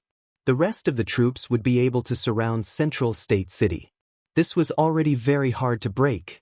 Not to mention that in the Fang King's strategy, there was a hidden surprise attack. He would personally lead the air force from the north, crossing over the mountains to launch a surprise attack on Central State. No matter how good the calm martial ruler's tactics were, if he wanted to intercept the 600,000 Warhounds army, it was impossible for him to not send out all his forces. But once he sent out all his forces, Central State City would be very empty. Under the surprise attack of 30,000 aerial troops, Central State City would definitely fall. If Central State City fell, no matter how beautiful the battle on the Four States Lake was, it would be meaningless. The fall of Central State was already an inevitable result. The Fang King was truly worthy of being the Eagle Burial Empire's king. He could think of such a detailed and ruthless plan in such a short period of time. Wang Tianlong and Nangong Ling's confidence increased. Although Dongfang Gan's military talent did not lose to the Fang King's, in a situation where both sides were at the same level, pure strength was the deciding factor. The Fang King watched the 2 of them leave. He did not know why, but he had a vague premonition that this battle would not be easy. Chapter 347. The Warhounds could attack at any time. Central State's development could not be slow. Meng Qingwu had been observing the data from all sides, and she had to admit that war was the strongest catalyst for the development of a civilization. With the threat of the War Hound's kingdom, the entire central state was united. In just a short half a month, not only had everyone's cultivation base increased by a level, the central state Yun sect had also continued to show results, and the industry had developed by leaps and bounds. With all the resources from all sides working together, the production efficiency had increased by around 3 times. Not bad, very not bad. With this speed, if the Warhounds gave them another 10-15 days, Central State would be impregnable and the Warhounds' army would not be able to break through this place easily. Now Meng Qingwu's biggest headache was not the Warhounds' kingdom in the north. Miracle Commerce's new strategy had already been decided. The Forest of Chaos would become the place where Miracle Commerce would truly rise. But how to enter this area was the #1 problem for Miracle Commerce. Chu Tian's method was too risky. The elves were a race with a strong sense of vigilance and did not trust outsiders easily, so they were closed off. Meng Qingwu thought that if they wanted to gain the elves' trust and support, they had to slowly eliminate the elves' suspicions and let them recognize Miracle Commerce and accept them. Chu Tian directly pulled Princess Vivian into his group, not leaving any room for negotiation. Did he consider Vivian's identity? Did he really consider the feelings of the elves' conservative faction? This would not be able to win the elves over as an ally, rather it would cause the elves to be hostile towards them. What were they busy with at this time? Meng Qingwu took out the communication device to contact Yingying. In the end, she found out that Yingying was with Chu Tian and Vivian, currently in the Yun sect. What were they doing in the Yun sect? Meng Qingwu curiously went over to see what was going on. Chu Tian had opened a special laboratory for Vivian and was currently teaching the little princess how to use this super modern laboratory. This is the spatial laboratory that the Yun sect has specially prepared for Vivian. I'll leave it to you to manage after tonight. When Chu Tian said this, his tone suddenly changed. In order to facilitate your work, I'll let eldest Miss and Yingying be responsible for assisting you. Vivian's face was full of surprise as she touched around in the laboratory. There were many new things inside, things that could never be seen in the elven tribe. Vivian had just been accepted into Miracle Commerce by Chu Tian, and she already had her own laboratory so quickly. Her sense of identity became even stronger. What did you say? Vivian was stunned. How can that be? Yingying and Big Sister Qingwu are the founders of Miracle Commerce, and I'm just a newcomer. Vivian was used to calling Meng Qingwu sister. Although she was old enough to be Meng Qingwu's grandmother, Meng Qingwu also gave a bitter smile. Those who are capable come first. Little princess doesn't need to be modest. But... Vivian scratched her head in a bit of embarrassment as her white cheeks turned red. Although I've lived for 14 elven years, I can't even compare to Yingying in terms of knowledge. Not to mention managing a laboratory, I'm afraid I can't even be a normal researcher. This was definitely the truth. Meng Yingying had copied Meng Qingwu's heavenly book source spirit for a long time to increase her learning ability, so her knowledge would not lose to a normal Yun sect scholar.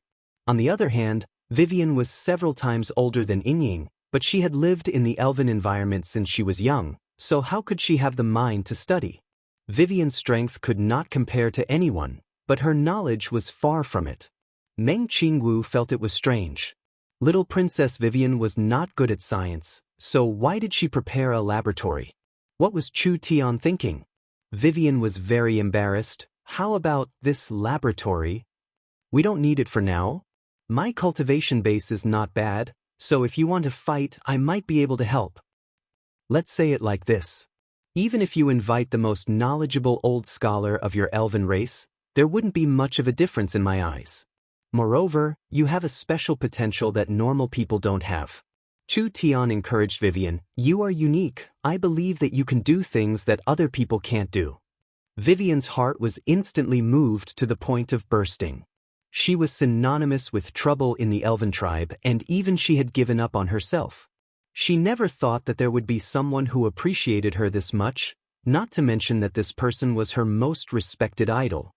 What special potential do I have? Your innate spatial energy. The thing that Chu Tian wanted to teach Vivian was actually the knowledge of spatial energy. This was a hard-to-form knowledge in 20,000 years. Whether it was a world-famous scholar or a normal person like Vivian, there was no difference. In order to let you understand your own potential, I'll give you a small task first. Chu Tian gave a set of very complicated blueprints to Vivian. This is the third-level spatial source energy array's blueprint. Your first task is to complete the array and you will naturally understand my meaning at that time. Spatial source energy array. The few of them were shocked.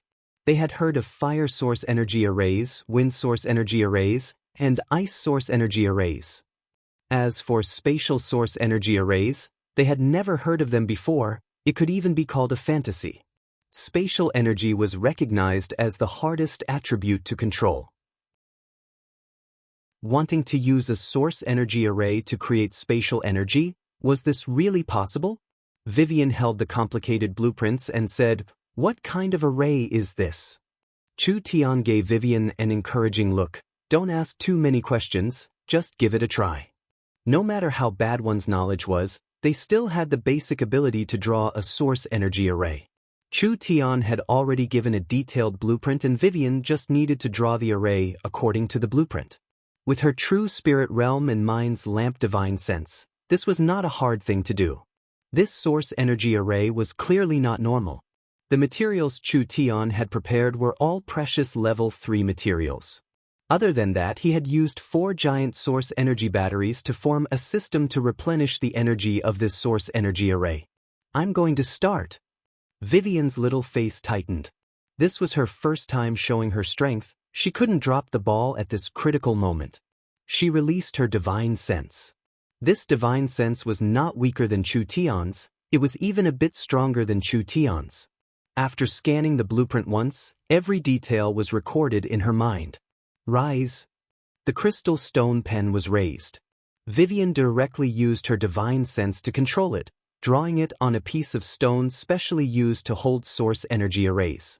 After around 30 minutes, a complex and complete space source energy array was formed. When Meng Qingwu saw the source energy array, it was hard for her to hide the shock in her heart. Meng Qingwu was not a simple woman. She could be considered half a disciple of Chu Tian.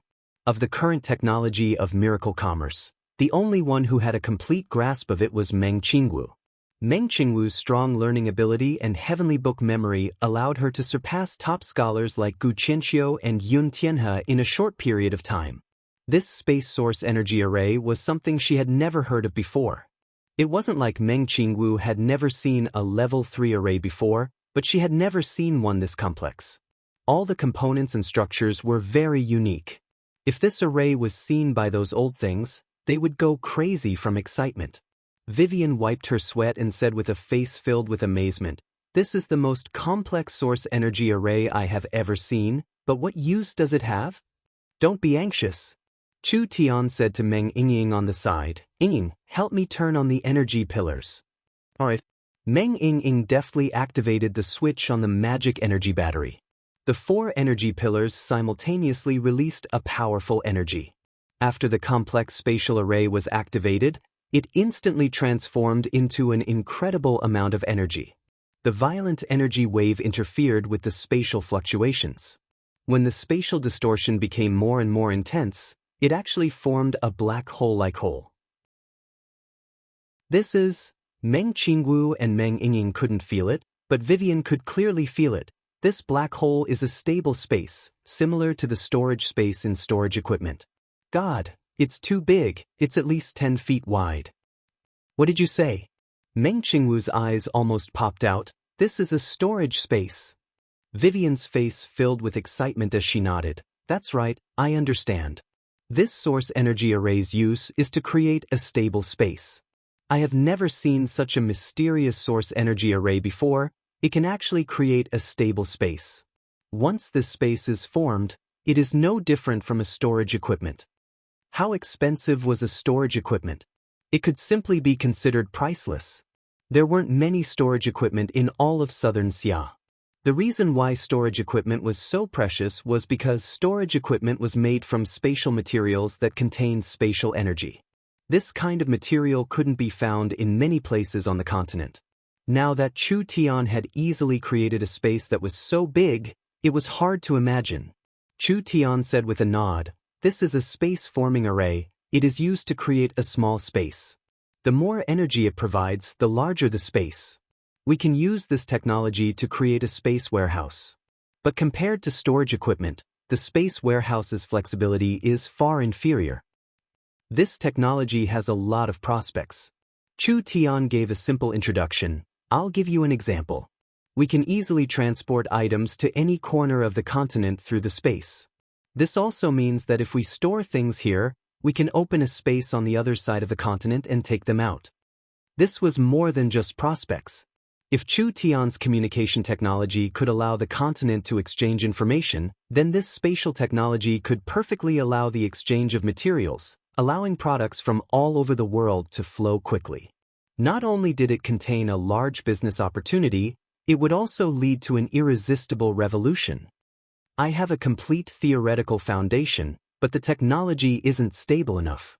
Chu Tian looked at little Princess Vivian. "I need your talent and ability to perfect this great technology with me. This spatial research room is for this purpose. Are you willing to accept this job?" Vivian was at a loss for words. She had only joined Miracle Commerce for a day.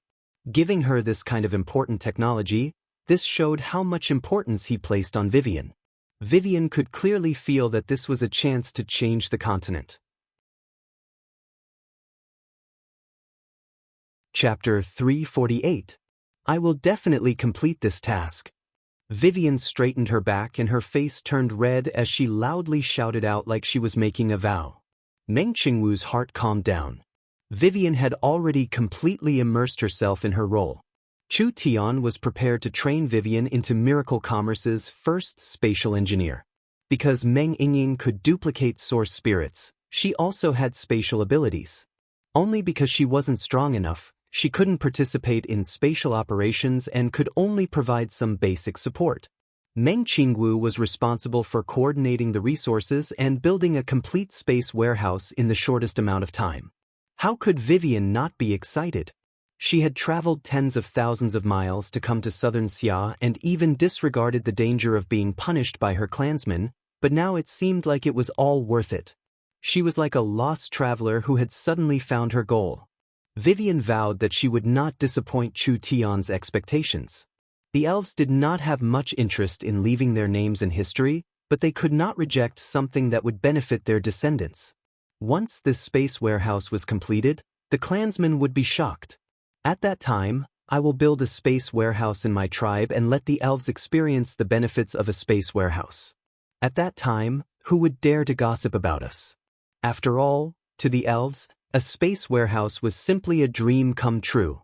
The elves did not like coming into contact with the outside world and longed to change their quality of life. This was something that was hard to achieve in the past. But now it was different. The elves did not need to deal with other races.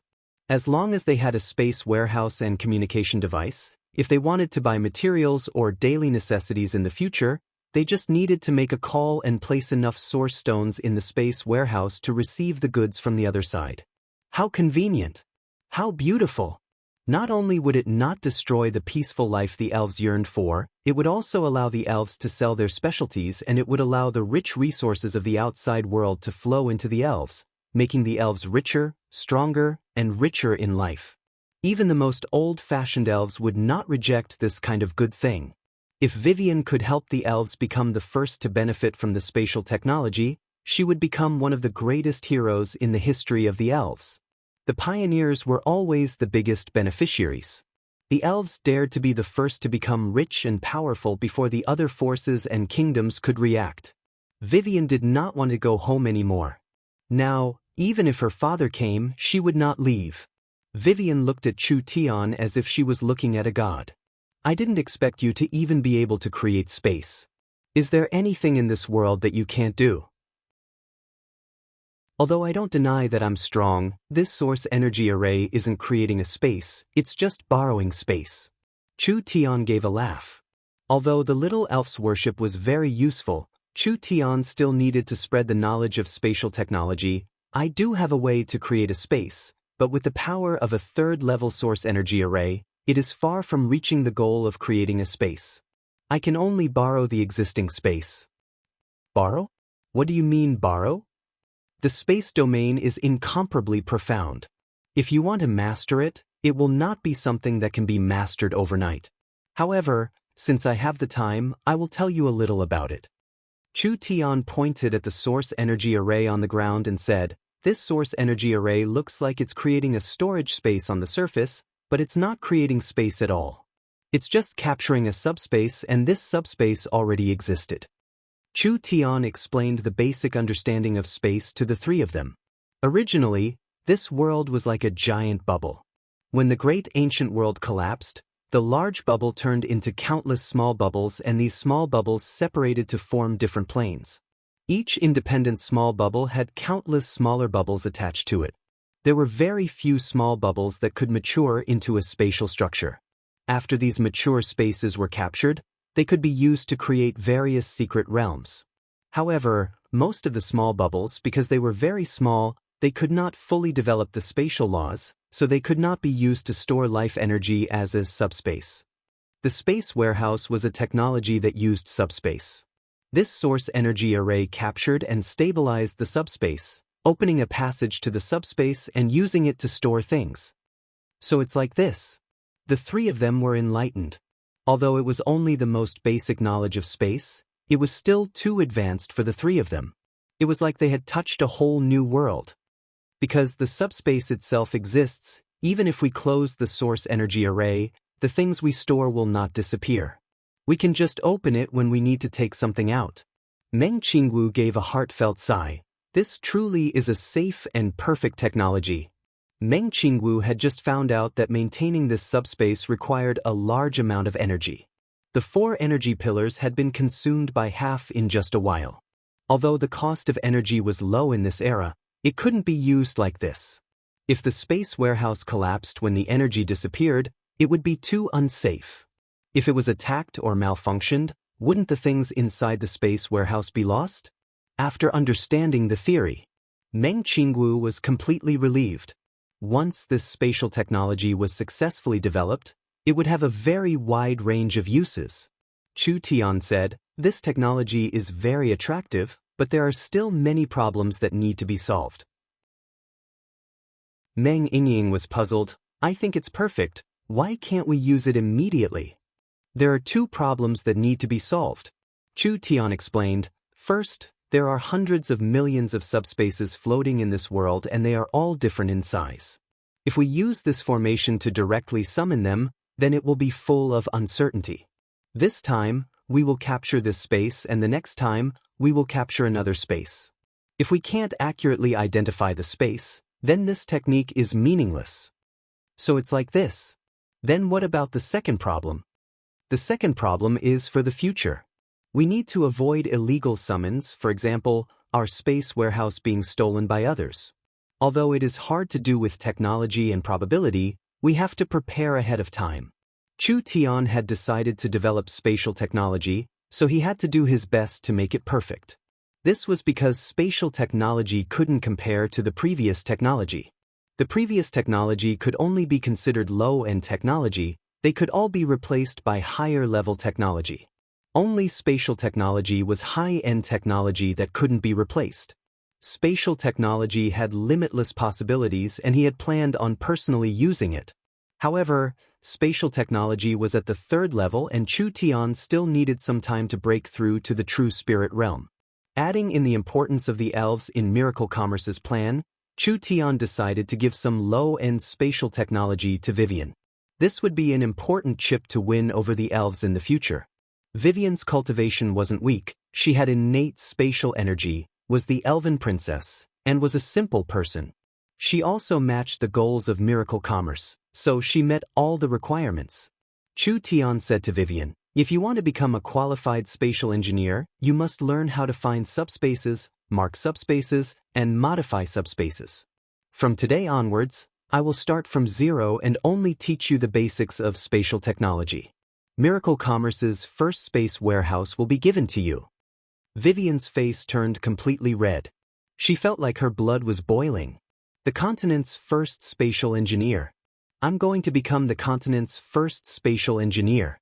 Vivian almost couldn't suppress her ecstasy and excitement, wanting to shout out. Calm down, I have to calm down. I am now an important person of miracle commerce. Chu Tian definitely wouldn't want to give this important technology to an immature person.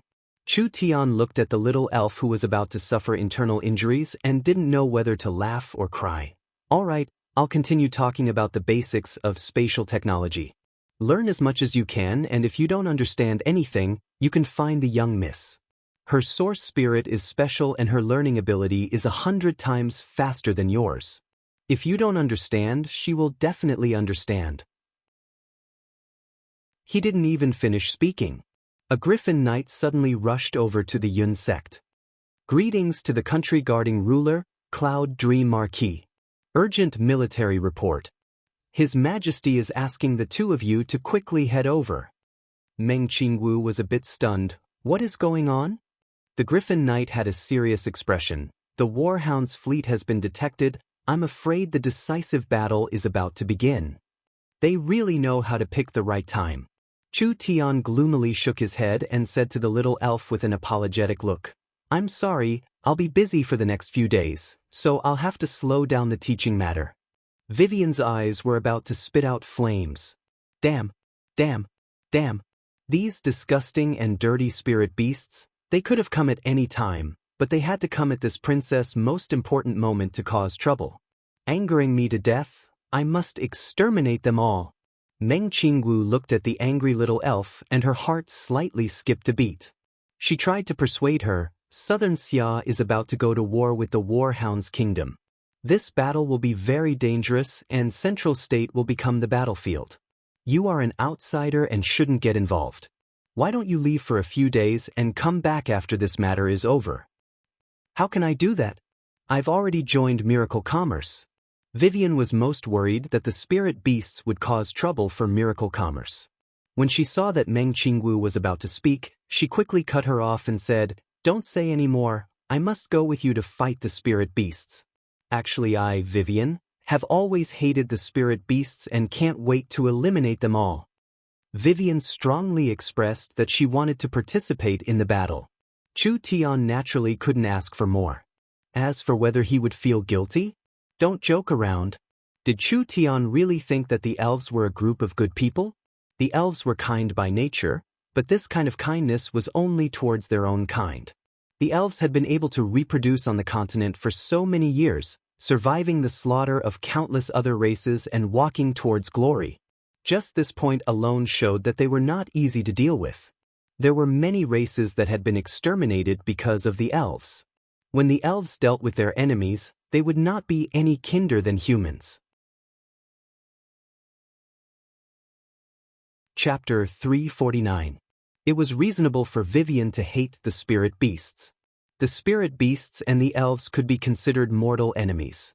The elves had been the rulers of the continent for a long time, but the elves had a slow population growth and they did not have a strong heart, so they were chased by the aggressive spirit beasts. The two clans had a fierce battle. The elves had the absolute advantage at first, suppressing the spirit beasts and almost exterminating the spirit beasts. Only, the spirit beasts were cheap, but they had a strong reproductive ability and a fast metabolism. Every time they were defeated, they would recover in just a few decades. The two clans fought for thousands of years and the elves' population became smaller and smaller. They were suppressed and the situation became worse and worse. Finally, in a decisive battle, the spirit beasts defeated the elves, causing the elves who once ruled the continent to fall from their divine altar. When the spirit beasts thought that they could replace the elves, another race suddenly joined the race's competition. This race was the human race. The humans' reproductive ability was only inferior to the spirit beasts. They were more intelligent, civilized, cunning, and fickle. The spirit beasts and humans had been evenly matched in the past few years, so there was no clear winner. The previous overlord, the elves, although they were a peak power in the long run, the elves no longer had the power or ability to rule the continent. How many elves had the spirit beasts killed? It was because of their history that the elves hated the spirit beasts. Vivian was familiar with this since she was young, and adding in the fact that the spirit beasts in the Forest of Chaos would steal and steal. In Vivian's eyes, the spirit beasts were the embodiment of evil. They were the pests of the continent, lowly and cruel creatures that should be exterminated. Although the elves did not have any good feelings towards the humans because there were always greedy human traffickers that came to kidnap elven girls. Compared to the spirit beasts, the humans were considered good citizens.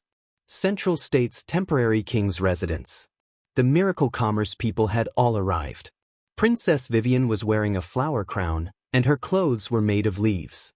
She was barefooted, and her strange attire was very eye-catching among the humans. Dongfang Qian naturally noticed this as well.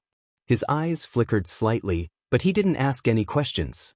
The warhounds have already set off. Our army must prepare a countermeasure. Southern Summer King, you can be assured. Meng Qingwu said in a confident voice. Our army has over 100,000 source energy weapons, 10,000 source energy bombs, and 4 source energy cannons. As long as we equip them with the Central State Fleet and intercept them on the water, it's hard to say who will win. The Cloud Dream Marquis words are wrong. The warhounds have reached 600,000 soldiers and they have come out in full force, clearly showing their intent to fight. Our Northern Legion has 300,000 soldiers, and all of them are made up of ground cavalry. If they are converted to naval forces, their combat power will be greatly reduced. The Central State Army of 100,000 was not the main force of the Southern Summer Country, so their battle strength could be ignored. When the two armies confront each other, our side is obviously the weaker side. There is no advantage in not fighting. That was true. In terms of military strength, Southern Xia was not their match. The warhounds were not good at fighting on the water, but wasn't Southern Xia not? A valiant cavalry unit had been turned into a navy. They had nowhere to display their martial prowess. They were like a wolf with its claws and teeth pulled out. Not to mention the Central State Army. They weren't the main force in the first place, so they couldn't even be on the stage. When the two armies fought, they would collapse as soon as they came into contact. The other qualified commander of the army would definitely analyze the strengths and weaknesses of both sides. Dong Fanggan looked at the map of the 6 southern counties on the wall. If I was the Fang King, I would not fight on the water and would use any method to land. I would use the land that I'm more proficient in to destroy the Southern Summer Army. If my guesses aren't wrong, the Warhounds fleet will split up midway and use different routes to approach the Central State Army. They will land on land and decide the outcome of the battle. Everyone's expressions changed. If it was like this, it would be hard to handle. They did not know how the Warhounds fleet would change, and the Central State Army did not have the advantage in numbers, so it was impossible to surround them. A general stood up and said, "We will quickly send out troops and try to break them one by one." It's not that easy. The 4 states lake is very large and the routes can change at any time. How can we block 600,000 scattered enemies? Dong Fanggan said this. This 4 states lake's main force attacking Central State could be a pretense. I've studied the Fang King's tactics. This person likes to make risky moves, so there's an 80 to 90% chance he will lead his air force to cross the northern mountains.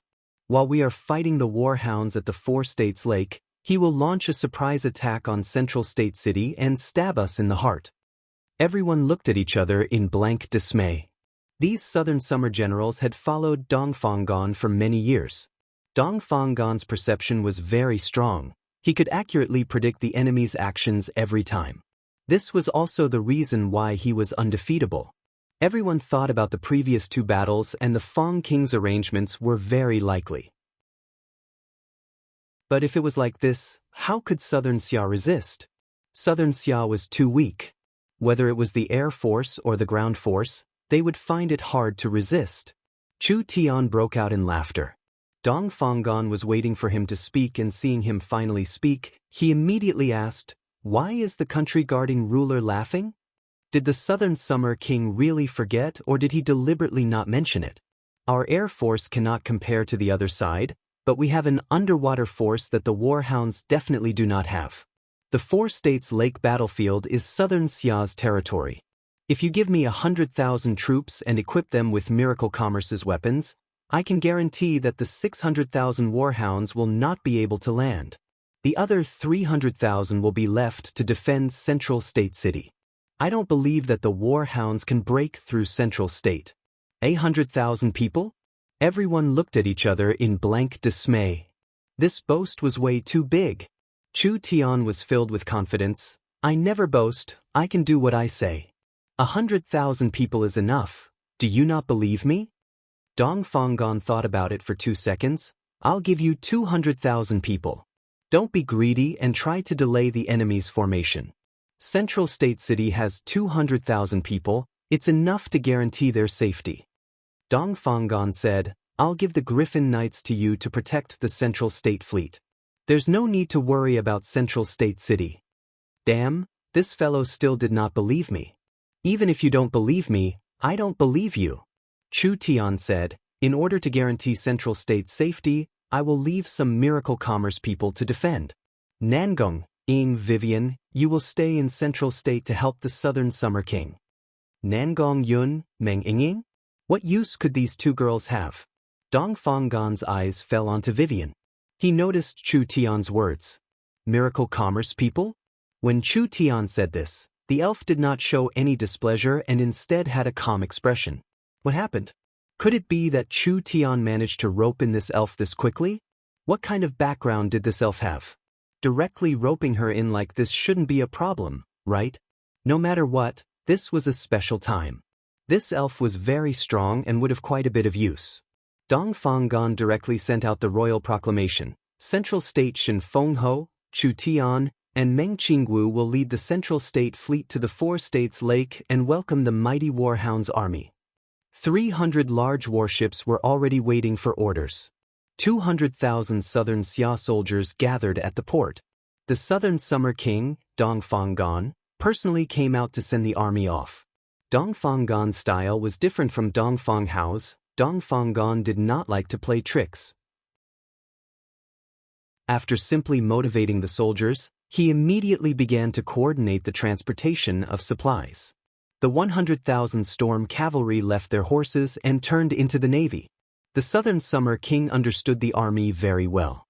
Most of the 100,000 soldiers were good at archery, and archers were a very important part of the fleet. Of the 200,000 soldiers, a third of them were equipped with source energy firearms. Even if they weren't equipped with source energy firearms, most of them were equipped with heavy crossbows. There was a series of deep rolling sounds. The newly produced source energy crossbow cannons from Miracle Commerce were being installed on the warships. These source energy crossbow cannons were modified from traditional crossbows, and the crossbow bolts they shot were very destructive high-explosive bolts. There was a total of over 100 of them. They had a range of several thousand meters. There were over 3,000 heavy explosive crossbow bolts. This weapon would become one of the most destructive weapons in a warship battle.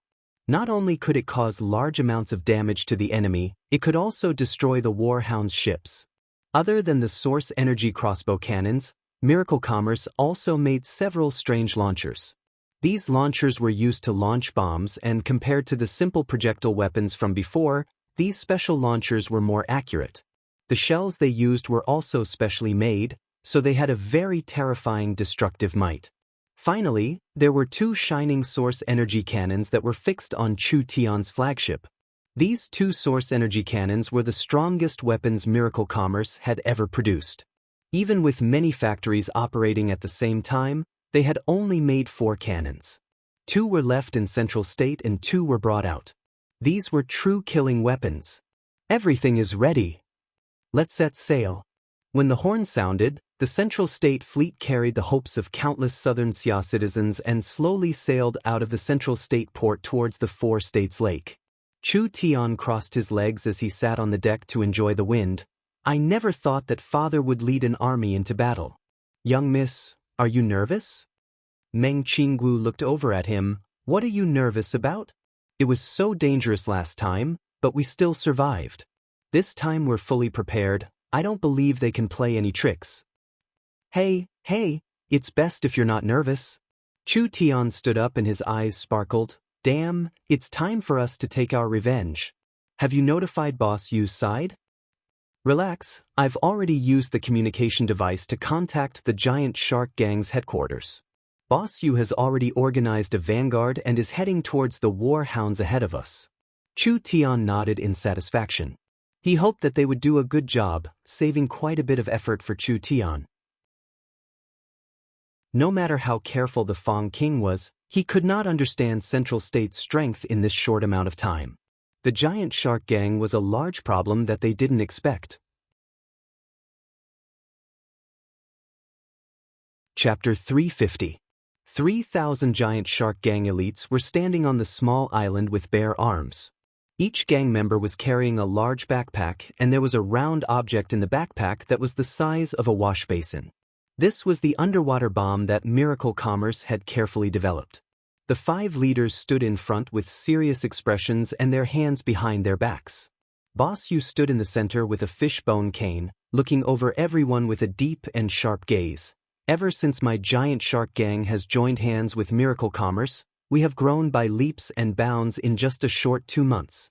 We have obtained large amounts of resources and our gang members have quickly increased in strength, becoming the #1 gang in Southern Xia.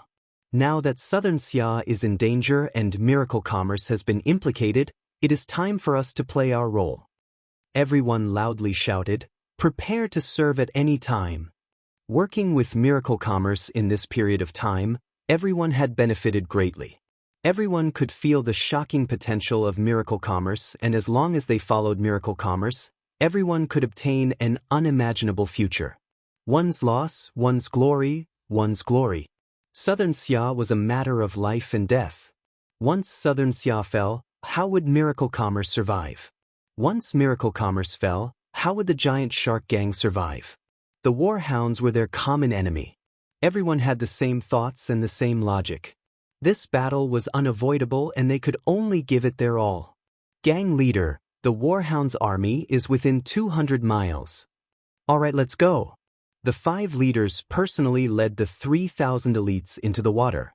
The 3,000 people were like incomparably agile fish, diving several hundred meters into the water. The giant shark gang had already explored the 4 states' lake's underwater environment, and the surrounding water area was specially chosen by the giant shark gang for the warhounds. This was the deep water area, being several hundred meters deep. Secondly, the underwater terrain was complex with dense reefs, suitable for cover. Even if the warhounds experts opened their mind's eye, they would not be able to find the giant shark gang in the water. The giant shark gang were all cultivators with special bloodlines, otherwise even a true spirit cultivator would not be able to hide in the water for several hours. All of their actions were carried out in the deep water, ensuring that nothing would go wrong. Night slowly fell. The 4 states' lake was calm and peaceful. The 3,000 giant shark gang elites passed through the depths of the lake and finally arrived at the warhounds' fleet. At this time, the warhounds were only halfway through their journey, but the fleet had not split up and was still in a concentrated state. Southern Xia knew of the warhounds' situation and the warhounds knew of Southern Xia's situation. Now that Southern Xia's fleet had just left, the 2 sides could not come in contact. Separating too early would reveal their intentions and routes. When Boss Yu looked up from the bottom of the lake, he saw that in the quiet and dark lake, there were hundreds and thousands of black shadows moving. The number was so huge that it was shocking. "Do it." Boss Yu gestured. The giant shark gang members all floated up and began to split up. They slowly went under the bed and took out a large round-shaped bomb from their backpacks. There was a nail on the top of the bomb that could easily cut through the bottom of the ship. Moreover, it was secured by a hook.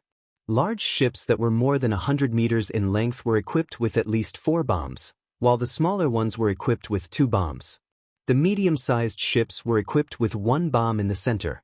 As for the smaller ships, if there were any left over, they were equipped with as many bombs as possible. In less than an hour, the giant shark gang had already completed their mission. They activated the bomb's explosion function and quickly left the area without anyone knowing. The warhounds' army was still valiantly charging forward, not knowing that a seed of destruction had already been planted under their feet. Before dawn, the warhounds' strong and fierce fleet passed through the mist that covered the lake, advancing in the direction of Central State. The Fong King's fierce flag fluttered above the sails. The hundreds and thousands of ships were like a large group of terrifying beasts. The warhounds had 3 times the number of ships compared to Chu Tian. There were less than a quarter of the ships, and most of them came from Furnace State because over half of the ships from Tsang State and the Imperial region had been burned by the Kam martial ruler. What if there weren't enough ships? Of course they had to steal them. Because of this, the warhounds' fleet was very messy. There were many merchant ships, mercenary ships, and even large fishing boats. Although there were many ships, it was hard to carry an army of this size. Because of this, most of the ships were filled with people. This could be seen from the waterline. Wang Tianlong and Nangong Ling were fully armed as they stood on the deck. A warhound's chief with 2 blades on his back and his body covered in black bandages was coldly standing beside the 2 of them. He said in a low and deep voice, "Our army is already halfway and the Southern Xia army has already set sail. It is time to carry out the Fong King's strategy." This warhound's chief was a true spirit expert. He was the only true spirit expert in the fleet. Wang Tianlong and Nangong Ling were just puppets. Although they were in charge of giving orders, they were all under the Fong King's orders. This true spirit realm warhound's chief was in charge of monitoring the 2 of them. If the 2 of them made any small movements, the warhound's chief could directly kill them. The 2 of them were very unhappy, but what could they do? The southern summer country had no choice but to lower their heads to the warhounds. "Immediately pass down my order." Wang Tianlong ordered the fleet.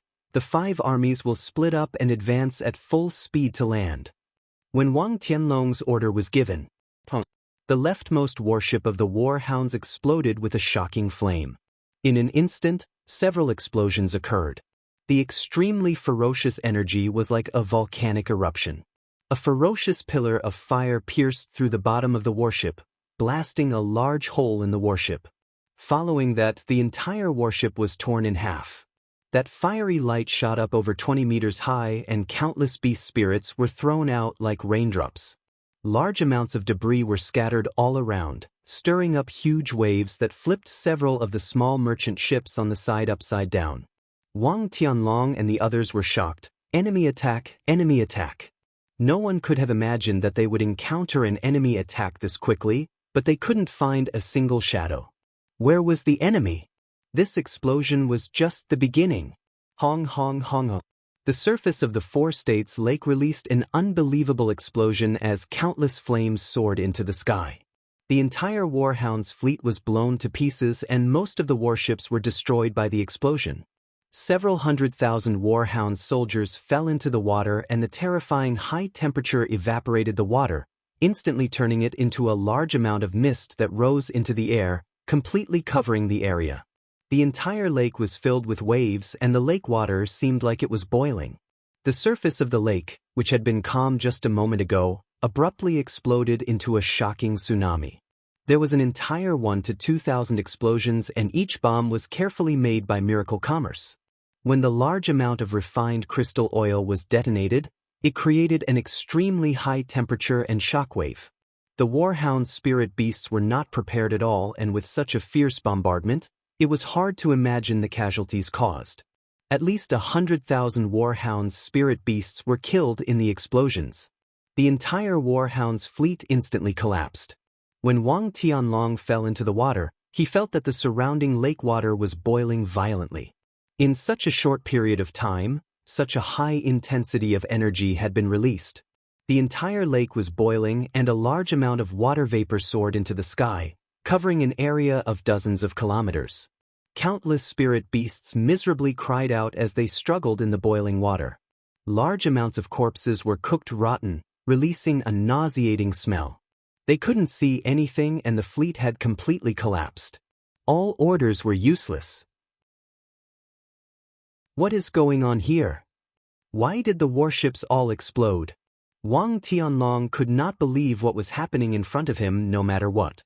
The majestic army that swept through the world had turned into drowned chickens in an instant. The warships were all destroyed and the Southern Xia army was nowhere to be seen. How could Wang Tianlong not go crazy with rage? The warhounds never thought that they would be attacked by miracle commerce ahead of time because they had been observing the situation in the central state port and Chu Tian had sent the giant shark gang's elites. The giant shark gang's headquarters was in the center of the Four States Lake, so the giant shark gang directly attacked from their headquarters. Naturally, they would have an unexpected effect. When the warhounds' fleet suffered a serious setback, Chu Tian saw the flames in the distance and revealed a satisfied smile. Have the fleet set up an iron lock formation. The 200 ships were divided into 2 rows. The first row was placed horizontally with a wide deck filled with archers holding bows and guns, all aiming forward. There were a few ships that had crossbow cannons and launchers. The second row of ships was in a charge formation, standing vertically between the ships in front. It seemed like as long as the order was given, these ships would immediately charge forward. At this time, incomparably thick fine iron chains connected the ships together, making them as stable as Mount Tai and as firm as a rock. Chu Tian was sitting on the flagship, leisurely waiting for something. Shen Fengho landed in front of him and asked with a puzzled expression, "Why did you give the order to stop advancing?" Other than that, this iron lock formation can stabilize the fleet, but it greatly restricts the fleet's flexibility. Once the enemy launches a sneak attack, we won't be able to react in time. What's the rush? Chu Tian pointed at the misty lake and said, "Look." When Shen Fengho looked into the distance, his eyes suddenly froze. What is this? On the calm Four States Lake, there was a blue line that suddenly appeared. It looked like a mountain range, but the strange thing was, why was there a mountain on the Four States Lake?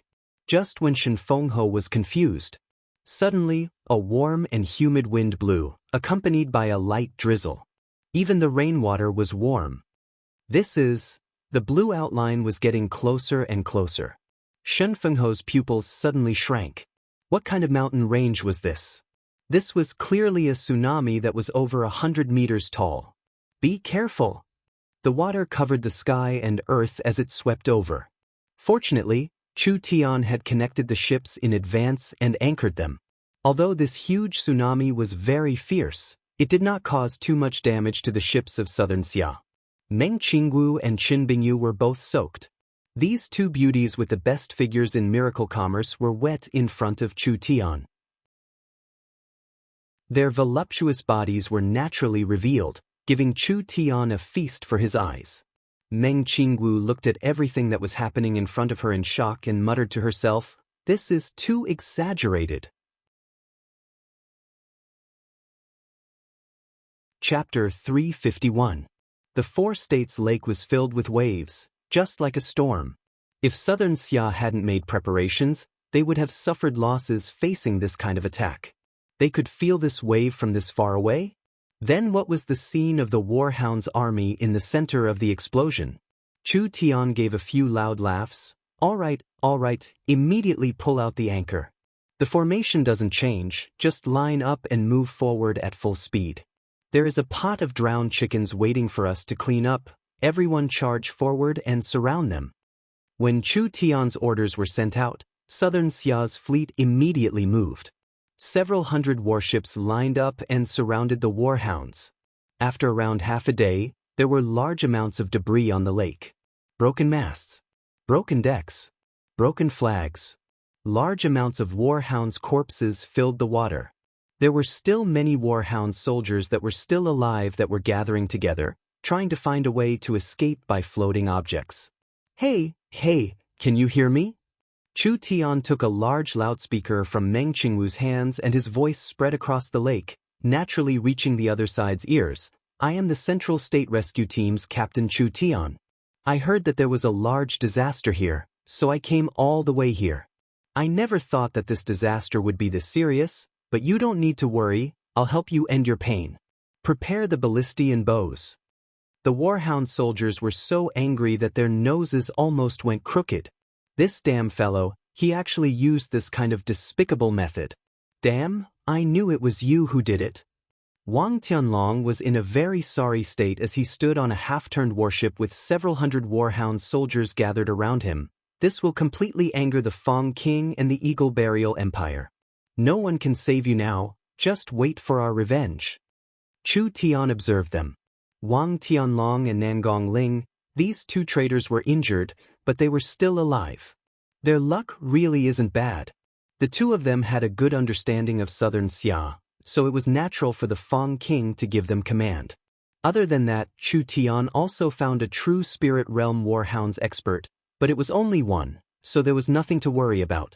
After all, the warhounds army was already like this, how could they still resist? The Fang king was not here. Dong Fanggan's guess was correct. The Fang king launched two attacks at the same time. The warhounds used water to transport their troops, and they used spatial techniques to sneak attack the main city. It was a good plan. Southern Xia's army was very weak. Even if they could stop the warhounds' fleet, they wouldn't have the strength to defend the main city. If they could defend the main city, they wouldn't be able to stop this army of 600,000 people. The fall of Central State City was almost certain, it was only a matter of time. However, was it really that easy? Chu Tian had just casually tripped the warhounds and the 600,000 warhounds army was stunned. What could they do now? Chu Tian was just getting started. Chu Tian held the megaphone and continued to shout, "Everyone, please prepare yourselves, there will be some bumps later." The warhound soldiers all opened their eyes wide in shock. What else did this guy want? Chu Tian snapped his fingers. Several silhouettes appeared in the clouds which turned out to be several giant airships. Each airship was escorted by a small group of Griffin Knights. When the airships appeared, large amounts of heavy bombs fell like rain, constantly falling onto the warhounds' fleet. Wave after wave of explosions filled the four states' lake.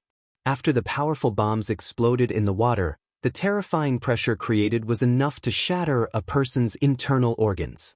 With this kind of wild bombardment, the casualties the warhounds suffered was unimaginable. Damn! Shoot them down for me! A group of vulture cavalry moved out. The Fang king was worried that the fleet would suffer a loss on the water, so he left a group of vultures to protect the warships. Who would have thought that before the vulture cavalry could even get close to the airships, the Griffin Knights would charge forward with their source energy submachine guns. In that instant, large amounts of light bullets fell onto the vulture cavalry. The fierce firepower stopped the vulture cavalry without any suspense. Wang Tianlong was filled with rage and the warhounds' chief was also filled with rage. They immediately gave the order, charge forward at all costs and take their warships. The warhounds were worthy of being an incomparably fierce spirit beast race. Even in this kind of situation, they still resisted and swam through the water, attempting to take southern Xia's warships. This is just the appetizer. Chu Tian raised the sound of the loudspeaker to the max and loudly shouted, "Now, it's time for the main course." More than 100 high-explosive crossbow bolts shot out, shooting straight into the lake. The entire surface of the lake was instantly covered in high temperature and flames. The fire dragon and water dragon danced together, the violent shockwave shattering the organs of the beast spirits. This wave of fierce attack was like throwing a bomb into the water filled with fish, instantly killing and injuring a large number of fish. Activate the launcher. The Miracle Commerce staff opened a rectangular box. This launcher was actually a honeycomb-shaped launcher. When the Miracle Commerce staff activated the launch button, waves after waves of bombs shot into the sky. They were very dense as they fell onto the water, instantly creating a chain of explosions. Too terrifying. How was this a war? This was simply a one-sided slaughter. The three waves of attacks were very short, not giving the warhounds any time to react. Several tens of thousands of warhound soldiers died and almost all the warhound soldiers were heavily injured. But the warhound soldiers were also very fierce. Although they fell into the water, they wildly swam forward, charging forward without a care for their lives. They used their spirit energy to block the attacks, not caring about the cost to steal the ships. The warhounds were much stronger than the southern summer country. There were many peak-awakened soul cultivators among these warhound soldiers. This was a very dangerous fight for these trapped beasts, so they could not be careless. They were getting closer and closer. Fire! The southern Xia archers began to attack. Light bullets and arrows continued to fall into the water, slaughtering the spirit beasts in the water. The warhounds were already in a sorry state. How could they withstand this kind of fierce and concentrated attack? The number of casualties kept increasing and the blood of the warhounds turned the surface of the lake murky. At this time, roar! A warhounds expert jumped out of the water. It was the true spirit realm chief accompanying the army. He was holding a long blade in each hand as he slashed out at the warship in front of him. When that resplendent blade light slashed out, the surface of the lake was split apart. It was separated by over 100 meters as it slammed into the warship. The immense power stirred up the entire fleet. The entire warship was split into 3 pieces. Everyone's expressions changed. This warship was several dozen meters long and it was even larger than a tall building. The warship itself was incomparably sturdy, but there was actually a person that could split it apart. This kind of strength was enough to shock people, truly worthy of being a warhounds expert. Kill. The warhounds warriors do not fear death. The warhounds chief roared out in a hysterical voice, "Fight it out with them."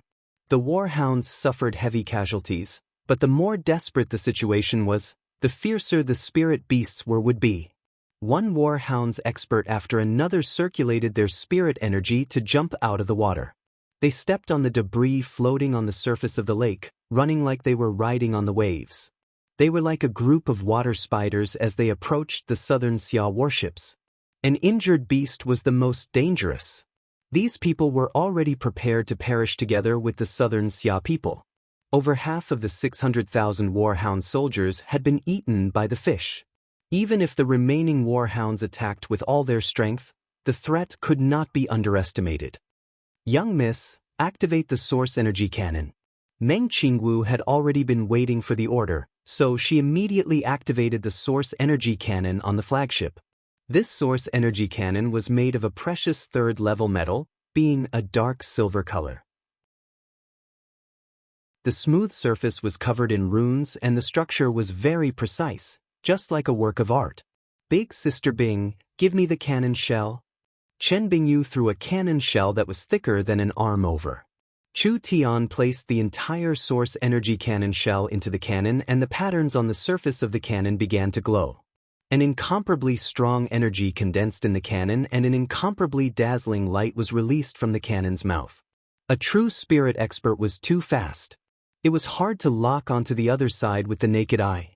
The source energy cannon was very strong and Chu Tian only had one chance because once he failed, the other side would be alerted and be on guard. It would be much harder to succeed again, so he had to succeed on his first try. Mind's lamp, ignite. Chu Tian's divine sense locked onto the other side and he suddenly activated the source energy cannon. With a heaven-shattering sound, the empty cannon shell was ejected and a wave of white light shot out like a meteor.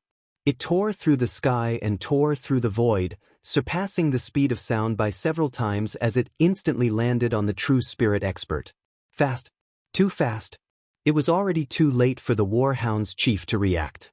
When the white light swept past him, half of his body disappeared. A respected true spirit expert. He had actually been killed by the other side's strange weapon. It was this clean, without the slightest bit of hesitation. It simply made people's hairs stand on end. It wasn't just the warhounds that were stunned, even the southern Xia soldiers found this hard to believe. This kind of small kingdom did not have many true spirit experts, and each true spirit expert was no different from a spiritual god in their eyes.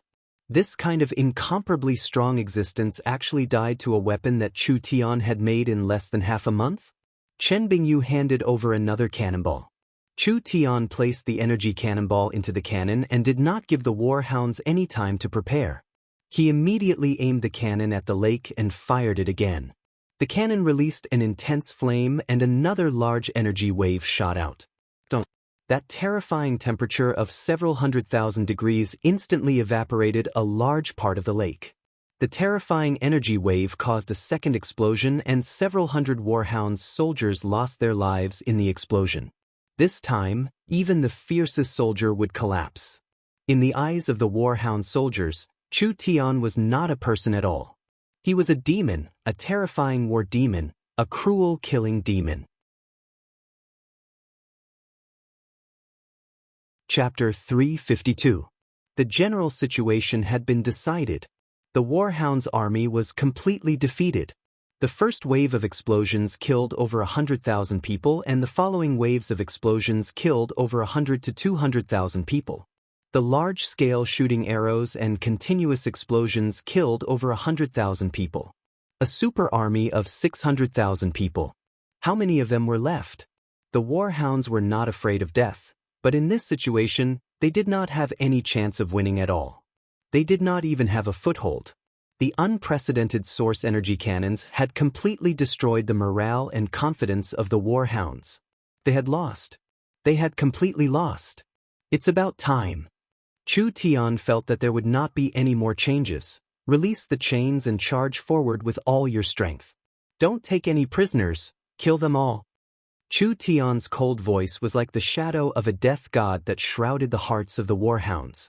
Was Chu Tian a bloodthirsty person? Of course not.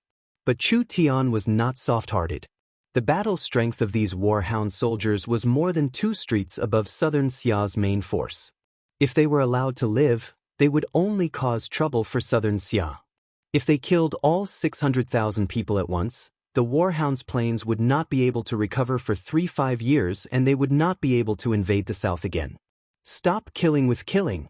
They could only do this. After all, Chu Tian was a human. The Southern Xia warships released the chains, and the warships began to move forward at the same time. Source energy bullets and powerful arrows filled the sky, harvesting the lives of the Warhound soldiers. When a battle reached this point, even if they had several true spirit experts, it would be useless. The 600,000 Warhounds army was destined to be completely annihilated on the 4 states lake.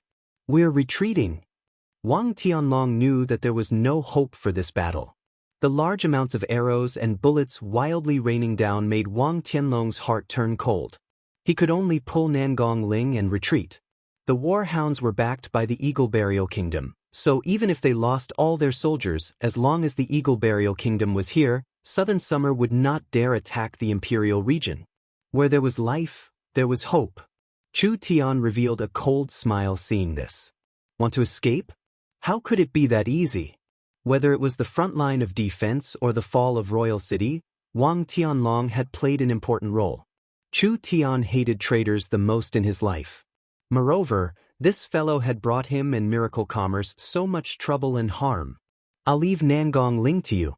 Leave Wang Tianlong to me. Chu Tian, Shin Fengho, and Qin Bingyu all jumped down from the warship at the same time. Chu Tian stepped on the floating planks of the water and shot forward like a meteor towards Wang Tianlong. He pulled out the netherworld sword from his back, and the blade that was as smooth as a mirror was instantly ignited with flames. Flickering flame slash. A burning and resplendent sword light arrived in an instant. When Wang Tianlong felt the sharp sword chi coming straight at his back, he leaped forward, turned around in the air, and stabbed out with his spear. The instant the spear light and the sword chi collided, the pressure caused the surrounding lake water to explode. Countless water droplets fell. The two of them landed on different floating objects, facing each other several meters apart. Wang Tianlong's face turned terrifying. He never thought that not only would Chu Tian return alive from Imperial City, he would also make such large progress. He was now a late awakened soul cultivator. Chu Tian raised his sword and pointed it at him. What goes around comes around. Didn't you feel good chasing father around Wang Yu? Now it's time to pay the interest. With just you? Don't think that you can compete with me just because your cultivation base has increased a bit. Wang Tianlong raised the spear in his hand and the spirit energy around him began to ripple. You don't have those corpses by your side. Do you think you can still defeat me? That Wang Tianlong stabbed out with the spear in both hands. The lake water began to surge and formed 4-5 flood dragons that charged at Chu Tian at the same time. Flame Demon Transformation. As Chu Tian retreated, his body was suddenly covered in a layer of raging flames and he instantly turned into an incomparably tall demon. The powerful energy released from his body instantly evaporated the water dragons around him. A large burning sword slashed at Wang Tianlong. Before the sword even reached him, the fierce and cold sword chi actually froze the surrounding lake. When Chu Tian used the flame demon transformation before, he had to spend a long time accumulating netherworld ghost flames, but now he could instantly use it. It could be said that he had made a large progress. Wang Tianlong's talent was around the same as Chu Xinghe's. When Chu Tian's cultivation base was lower, he could use the flame demon transformation to defeat Chu Xinghe. If Wang Tianlong wanted to block it, it wouldn't be that easy. Flood Dragon Body Protection. Wang Tianlong's body was covered in mist as countless golden flood dragons quickly moved around him. Those golden figures moved back and forth, forming a golden cover around Wang Tianlong. Chu Tian's sword slashed at Wang Tianlong and the surrounding lake water evaporated, but Wang Tianlong's body wasn't injured at all. "You can't break my defense," Wang Tianlong roared as he stabbed out with his spear. The flame demon's body was pierced through. "Break for me!" The flame demon's body was shattered by the violent strength.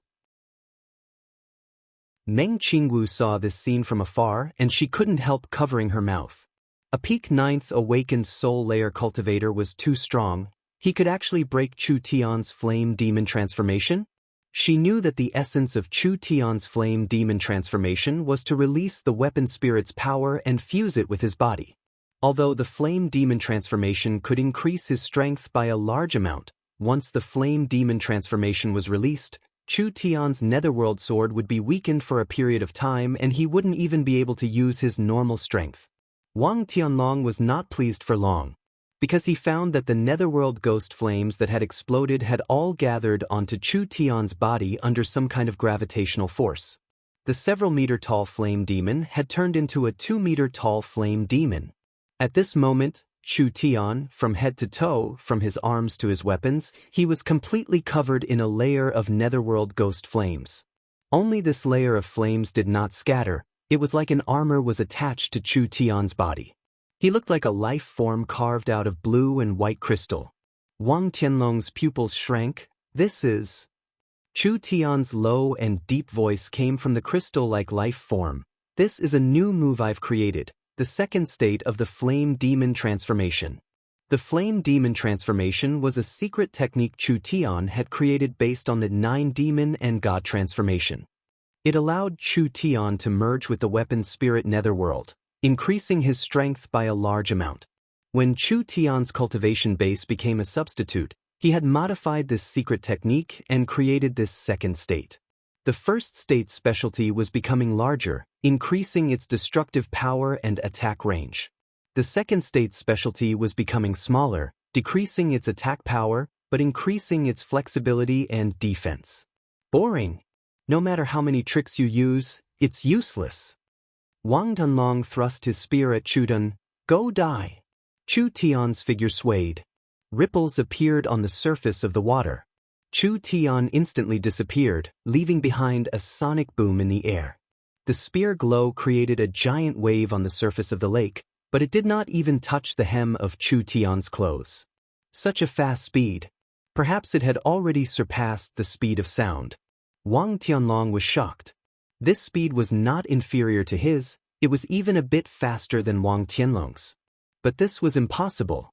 Chu Tian only had a cultivation in the 7th awakened soul layer. How could he be this fast? So, a sword came slashing at his back. Wang Tianlong quickly raised his spear to stab back. Chu Tian quickly retreated, not having any intention of tangling with him. Wang Tianlong mainly cultivated a defensive cultivation technique, so he did not have a fast movement speed. Now that Chu Tian's speed was this fast, Wang Tianlong had no way of attacking him. Chu Tian could clearly see the flaw in Wang Tianlong's cultivation technique. Wang Tianlong's defensive cultivation technique was very strong, but once Wang Tianlong used this cultivation technique, only a true spirit realm expert could break through it. Even Chu Tian could not do this, at least not with a cultivation of the 7th to 8th awakened soul layer. However, this cultivation technique had a clear flaw, which was that it consumed too much energy. In other words, this defensive cultivation technique was very strong and it could be used to defend, making it hard for people to touch it. But to maintain this defense, it needed to burn a large amount of spirit energy. Chu Tian did not need to forcefully attack, he just needed to stall for time. When Wang Tianlong ran out of spirit energy, he could break him in one fell swoop. Wang Tianlong brandished his spear as he angrily attacked. But Chu Tian's speed was above his and Chu Tian's divine sense was also above his, so he could predict the enemy's movements, not letting Wang Tianlong touch a single hair on his body. Time ticked by. Chu Tian did not consume too much energy, but Wang Tianlong was already feeling like he couldn't hold on anymore. This defensive cultivation technique was different from the Starlight Immortal Body. Before the Starlight Immortal Body was attacked, it did not consume any energy, but Wang Tianlong's cultivation technique consumed a lot of energy. This was not a long-term defensive cultivation technique, but rather a life-saving technique. Damn, he couldn't keep fighting. The current battle situation was very disadvantageous to Wang Tianlong. If he kept fighting, even if he wasn't defeated by Chu Tian, he would still be surrounded by the Southern Summer King's army. "I'll take your dog head another day." Wang Tianlong angrily said this sentence and was about to escape. However, how could he lose it so easily? Not long after Wang Tianlong left, a large amount of dark red needles shot out of the water. They instantly pierced through Wang Tianlong's protective spirit energy and landed on his body. Wang Tianlong gave a pitiful cry. That strong defense instantly revealed a flaw. Good chance. Chu Tian's legs stepped out of the water and with the speed of the Flame Demon Transformation's second layer, he released the Netherworld Raging Flame Slash, increasing his speed even further. That sword glow was like a sharp beam of light as it instantly slashed across Wang Tianlong's neck. Wang Tianlong's eyes opened wide. He felt like he was flying and the entire world was spinning around him. When he looked down, he saw a headless body that had been slashed by a bright sword glow. Am I dead? If he knew this would happen, he would not have chosen this path. This was the last thought that remained in Wang Tianlong's mind. Chu Tian had used a trivial 7th Awakened Soul Layer cultivation to kill a peak 9th Awakened Soul Layer cultivator.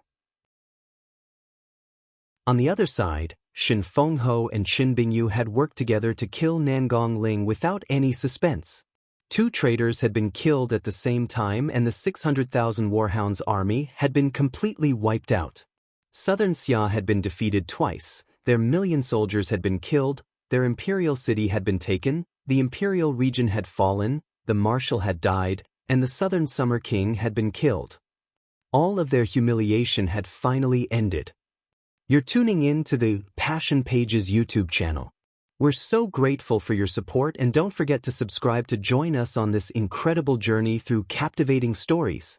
Your generosity through donations truly makes a world of difference, as it's the primary source of revenue that allows me to expand and enhance this channel for you. Thank you from the bottom of my heart for being a part of this adventure.